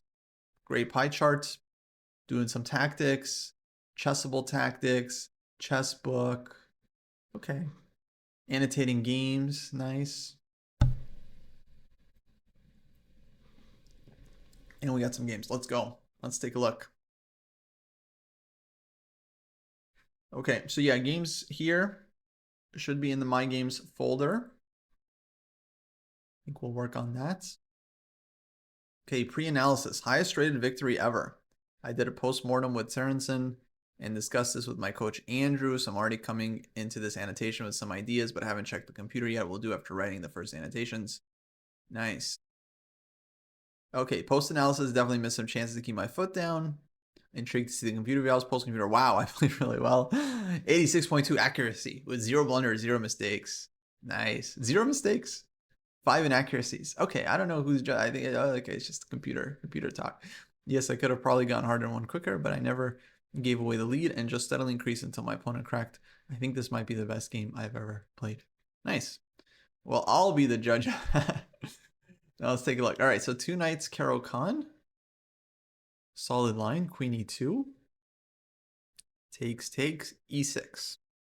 Okay, so here is our first move out of prep. Let's see how we handle the position we develop. Bishop C4 looks fine. D4 also looks fine. Knight D7, D4, Bishop E7, castles. Bishop D3. So we lose on tempo. Okay, maybe it would have been more precise to play D4 and Bishop D3 like this. One thing I would say about the notes is that you want to actually input more variations. Yeah, we want to see more variations as we start to go up. Not just notes, not just annotations, but variations. Here's what's better. Here's what black would play. Here's what would happen. Here's the evaluation I would expect. Okay, D4, Bishop E7, castles. We go back. Knight F6, Queen H4, G6, Bishop H6, very logical. Knight E5. I think this is reasonable. Maybe we could have gone in the rooks in as well. Rook D1, Rook E1. So Knight E5. Knight D7 played. Oh boy. A lot of stuff hanging. So Queen F4. Takes. Now there's a lot of squares in the position. When there's a lot of squares, there's a lot of danger. Bishop G5. Queen C7. Rook AE1.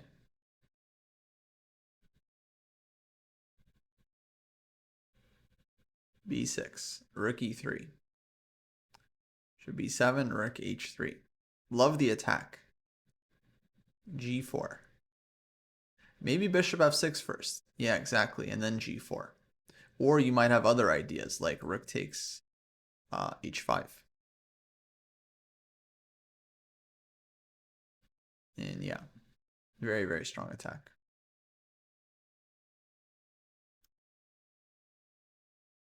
So here, Rook H. Yeah, this is why it'd be better to go Bishop F6 so they don't take with tempo.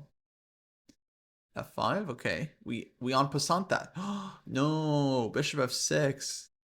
You can't, guys, you can't en passant with the bishop. You can only en passant with the pawn. Maybe they're expecting bishop f6 and the pawn to drop off, but then that's not, yeah, it's not how it works. No, I'm just kidding. Um, but yeah, en passant does look kind of nice though, because black's king side is still completely opened up. And now, yeah, we have a lot of targets. But I don't know if that was best.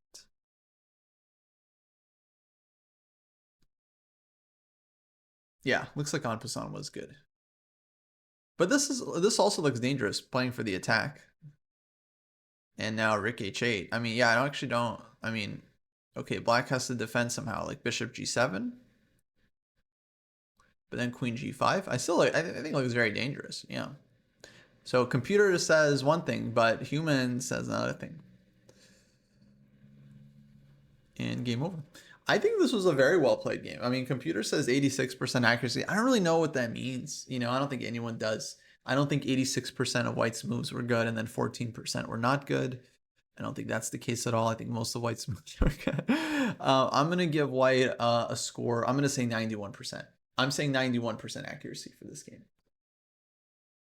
Okay. Uh, good job. I think actually, if I can make a suggestion, I would say maybe a little less computer work. Actually, computer might kind of drive you to some wrong conclusions. I would focus more on your own analysis because I think you're doing really well. And I would say you don't even need the computer. Like you do the work yourself. You have a coach that can help you. You might not even need a computer for some time. I would say actually, I think like focus on your own analytical skills, and that might be better for your chess overall. IMO. Okay, next up we have Lutfisk graduating from 900 to 1,000 to 1,000 to 1,100. Oh, why did I like en passant there over bishop? I just first glance en passant looked better just because like it was opening up the king. But bishop f6, I don't actually. I mean, it said the guy said the computer said en passant is stronger, but I actually don't know. I think maybe bishop 6 looked very dangerous. I guess black can maybe defend still with bishop g7. I don't know if white's actually breaking through there objectively, but just it looked very dangerous. It looked very dangerous. But with en passant, you are opening up the king very clearly. But I don't know, actually. I would have to think about it more. I think I might have preferred bishop f6 myself anyway. But because I would want to calculate like what's if black can actually defend. My suspicion is that black can't defend in either line, and then it's just a matter of taste at that point. Okay, last one for today. Then we'll do the above 1,000 grads tomorrow.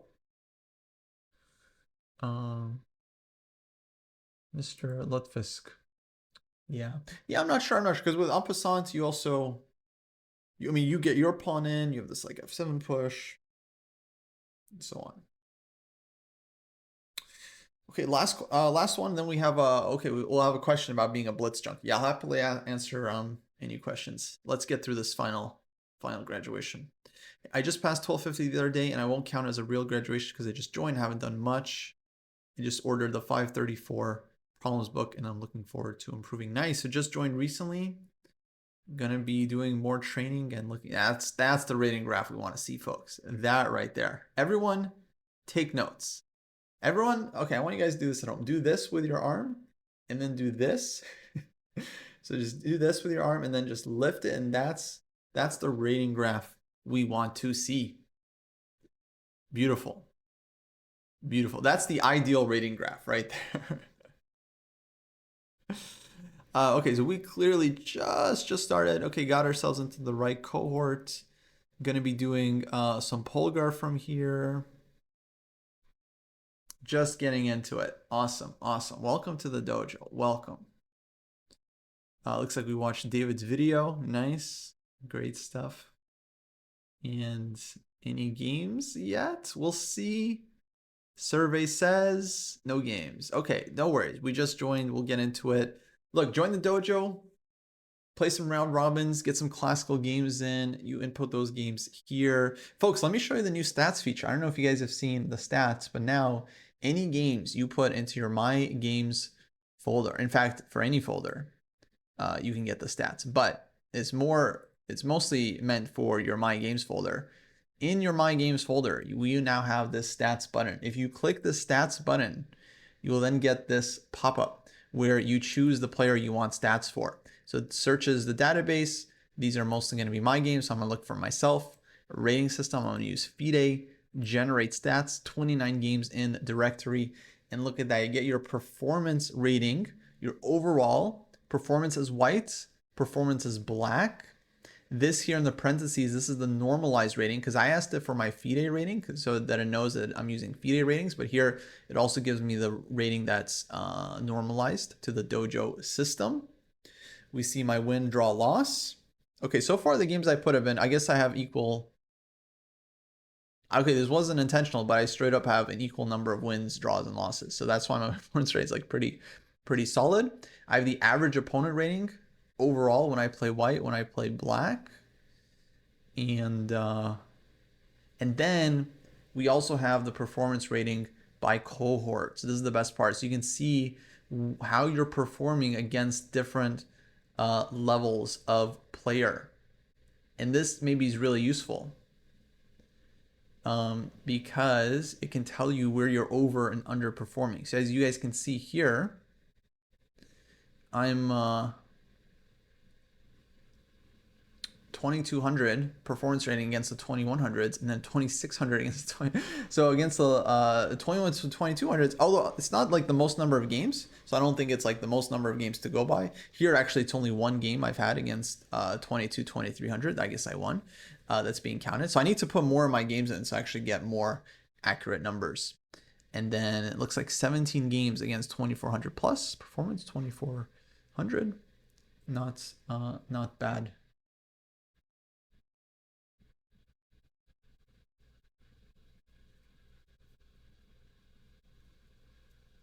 How can white and black? I'm not sure how you get these numbers exactly, like 2389, 2388, and why this is 2385.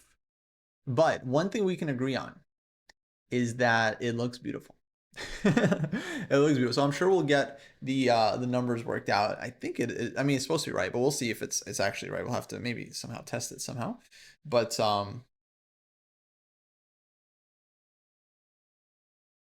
it looks amazing. Looks amazing.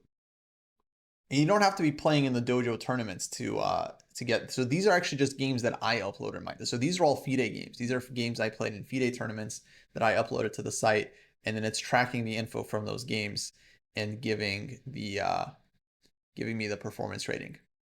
And yeah, you don't have to select any games. Yeah, you just hit stats.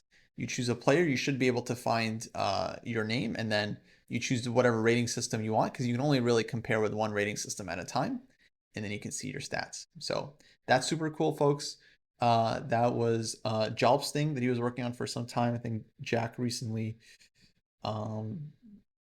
pushed that out and made it happen. So yeah, this stats feature is available for any games that you it's like it doesn't have to be your own games. You can just upload a random database like of 100. You can, like if you were curious about like Magnus's games, you can put in 1,000 of his games and then see his stats, right? Or his last 100 games or whatever you want to do.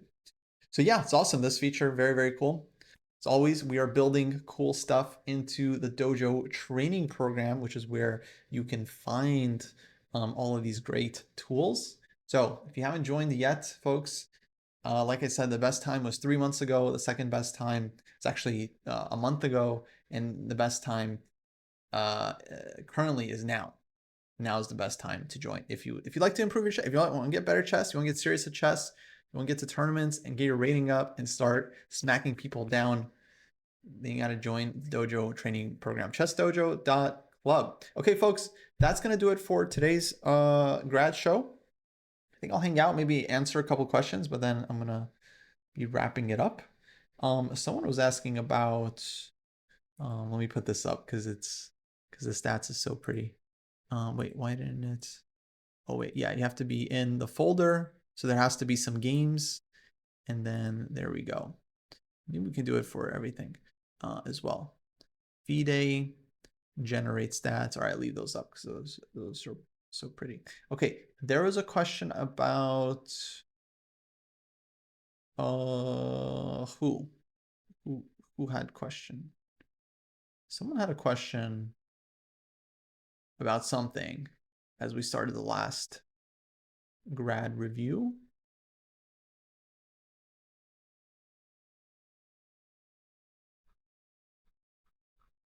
Does someone have a question? If we don't answer this question, it's gonna be really bad.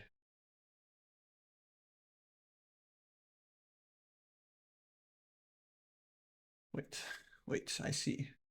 I see. Ah, yes. Have I seen David's Immortal King's Gambit video? I did. That was a very good one. Can it be your main opening? Maybe not. King's Gambit is risky, but you can definitely play it. I don't know if that was the question. Maybe I missed two questions.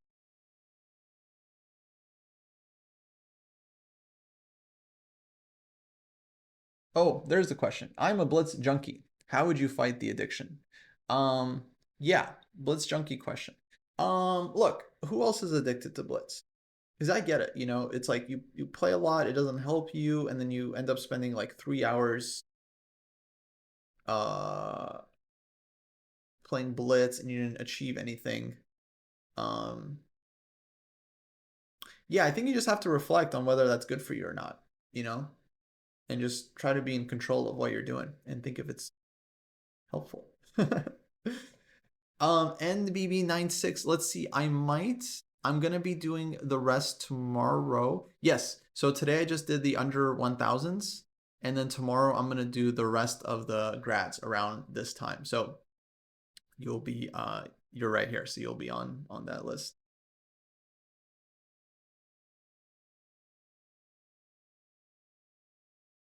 It's definitely okay to have fun sometimes. So the question is not like whether it's okay to play Blitz or not. Of course it's okay to play Blitz. The question is if it starts affecting your life, what to do. And I'm like, that probably happens. I mean, I've certainly had the experience, I'm sure you guys have as well, where I start playing Blitz at night and I don't want to play for that long, or I don't mean to play for that long, but I end up playing for like 2 hours, right? And then it's like 2 hours later that I wanted to go to bed. And all of a sudden it's like 1 a.m. or it's 2 a.m. and I just wasted 2 hours playing Blitz. I didn't get anything out of it. I'm upset, my mouse is broken, and I feel like that's like not that bad as far as Blitz binges go. I feel like people have have it much worse than that. I feel like I'm actually pretty like that rarely happens to me, and that's happened like almost never. So, and yeah, for me, like if I play 2 hours of Blitz, then I would feel like, oh my God, I played so much. So I get it. For other people, it's like you're playing for 5, 6 hours and you're ending at like 4 a.m. and you're like, oh my God, you're like, what am I doing? And you just ruined your next day. You probably ruined your whole week. So yeah, that's not good. I mean, that's serious. That's like we did a podcast about it. Like that's like a straight up, I don't want to say it's like a hardcore addiction. It's not like you're crack addict, but you're not behaving in a way that's rational or helpful or even enjoyable. Like you're probably not even enjoying it in the process. You're probably just like you're probably like shaking in blitz mode. And you're like, oh, I gotta get those points. I gotta play that Tennyson gambit so I can get some easy points. Like probably like trying like trick lines and yeah. So just like try to take a breath. Um, yeah, relax. Take a breath. Try to think about what you're doing. Think about your why. Why do you play chess? What's the goal? Recognize it doesn't help. That's something I got really good at early on. I just realized if I feel angry or tilted, I've learned that I'm not gonna play well in that state. And so I've learned that it's not helpful to continue playing when you're tilted. I mean, you can if you want. You're just gonna continue to bleed rating. you but yeah. So I think that's like the mindset thing. It's like you gotta learn to take the L sometimes. Sometimes you get a really bad L, and you're like, I have to play 3 hours to get over it. It's like, no, sometimes you just take the L and then you realize you've been playing. Sometimes you lose, you play for another hour and you keep losing, you didn't get it back. That's really the moment where you have to take the L. Not double down and play for another hour, try to get the wins back. But like that's the moment where you're like, okay, you know what? I binged for an hour, my bad. You can make one mistake, don't make the same mistake twice. So as soon as you recognize, like at some moment, your brain will hint to you, like, hey, uh, are we sure we want to be doing this? And when you recognize that signal, listen to it and don't ignore it. Okay, folks, I gotta go. Thanks for hanging out. I'll see you tomorrow for second half of the grad show. Until then, please be a good person, be a good neighbor, and I will see you here next time. In the meantime, let's see who's streaming and who we can raid.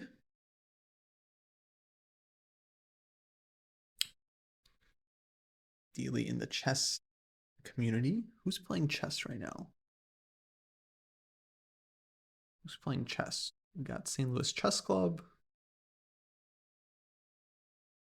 Let's raid St. Louis Chess Club. They got the St. Louis Rapid and Blitz going on right now. You guys can go enjoy that. Actually, can I raid from my phone? I'll try to raid from my phone because I'm not logged in. Alrighty, y'all. Oh, I'm sorry. I missed another question. There was a question from Nemtomi from the YouTube. I'm sorry.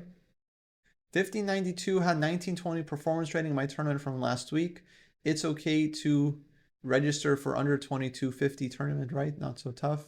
I'm not afraid, or should I be? No, it'll be a tough tournament. It will definitely be tough, but if you're okay with that, then that's fine. Like if you're okay with like losing most of your games, then you will learn from them. And so yeah, there is nothing wrong with that. It's just you just have to go into it with the right expectations. Like you're gonna get beat down. You're looking for one or two upsets. And yeah, you're not gonna lose every game in 10 moves, but it will be tough. So you have to recognize that going into it. So I hope that makes sense. All right, let's raid St. Louis. They're really not that far from here, actually. We could just walk, guys. I don't know if we should raid. What do you guys think? Should we raid or should we just walk? I think we can just walk there. It's really not that far. It's nice out too.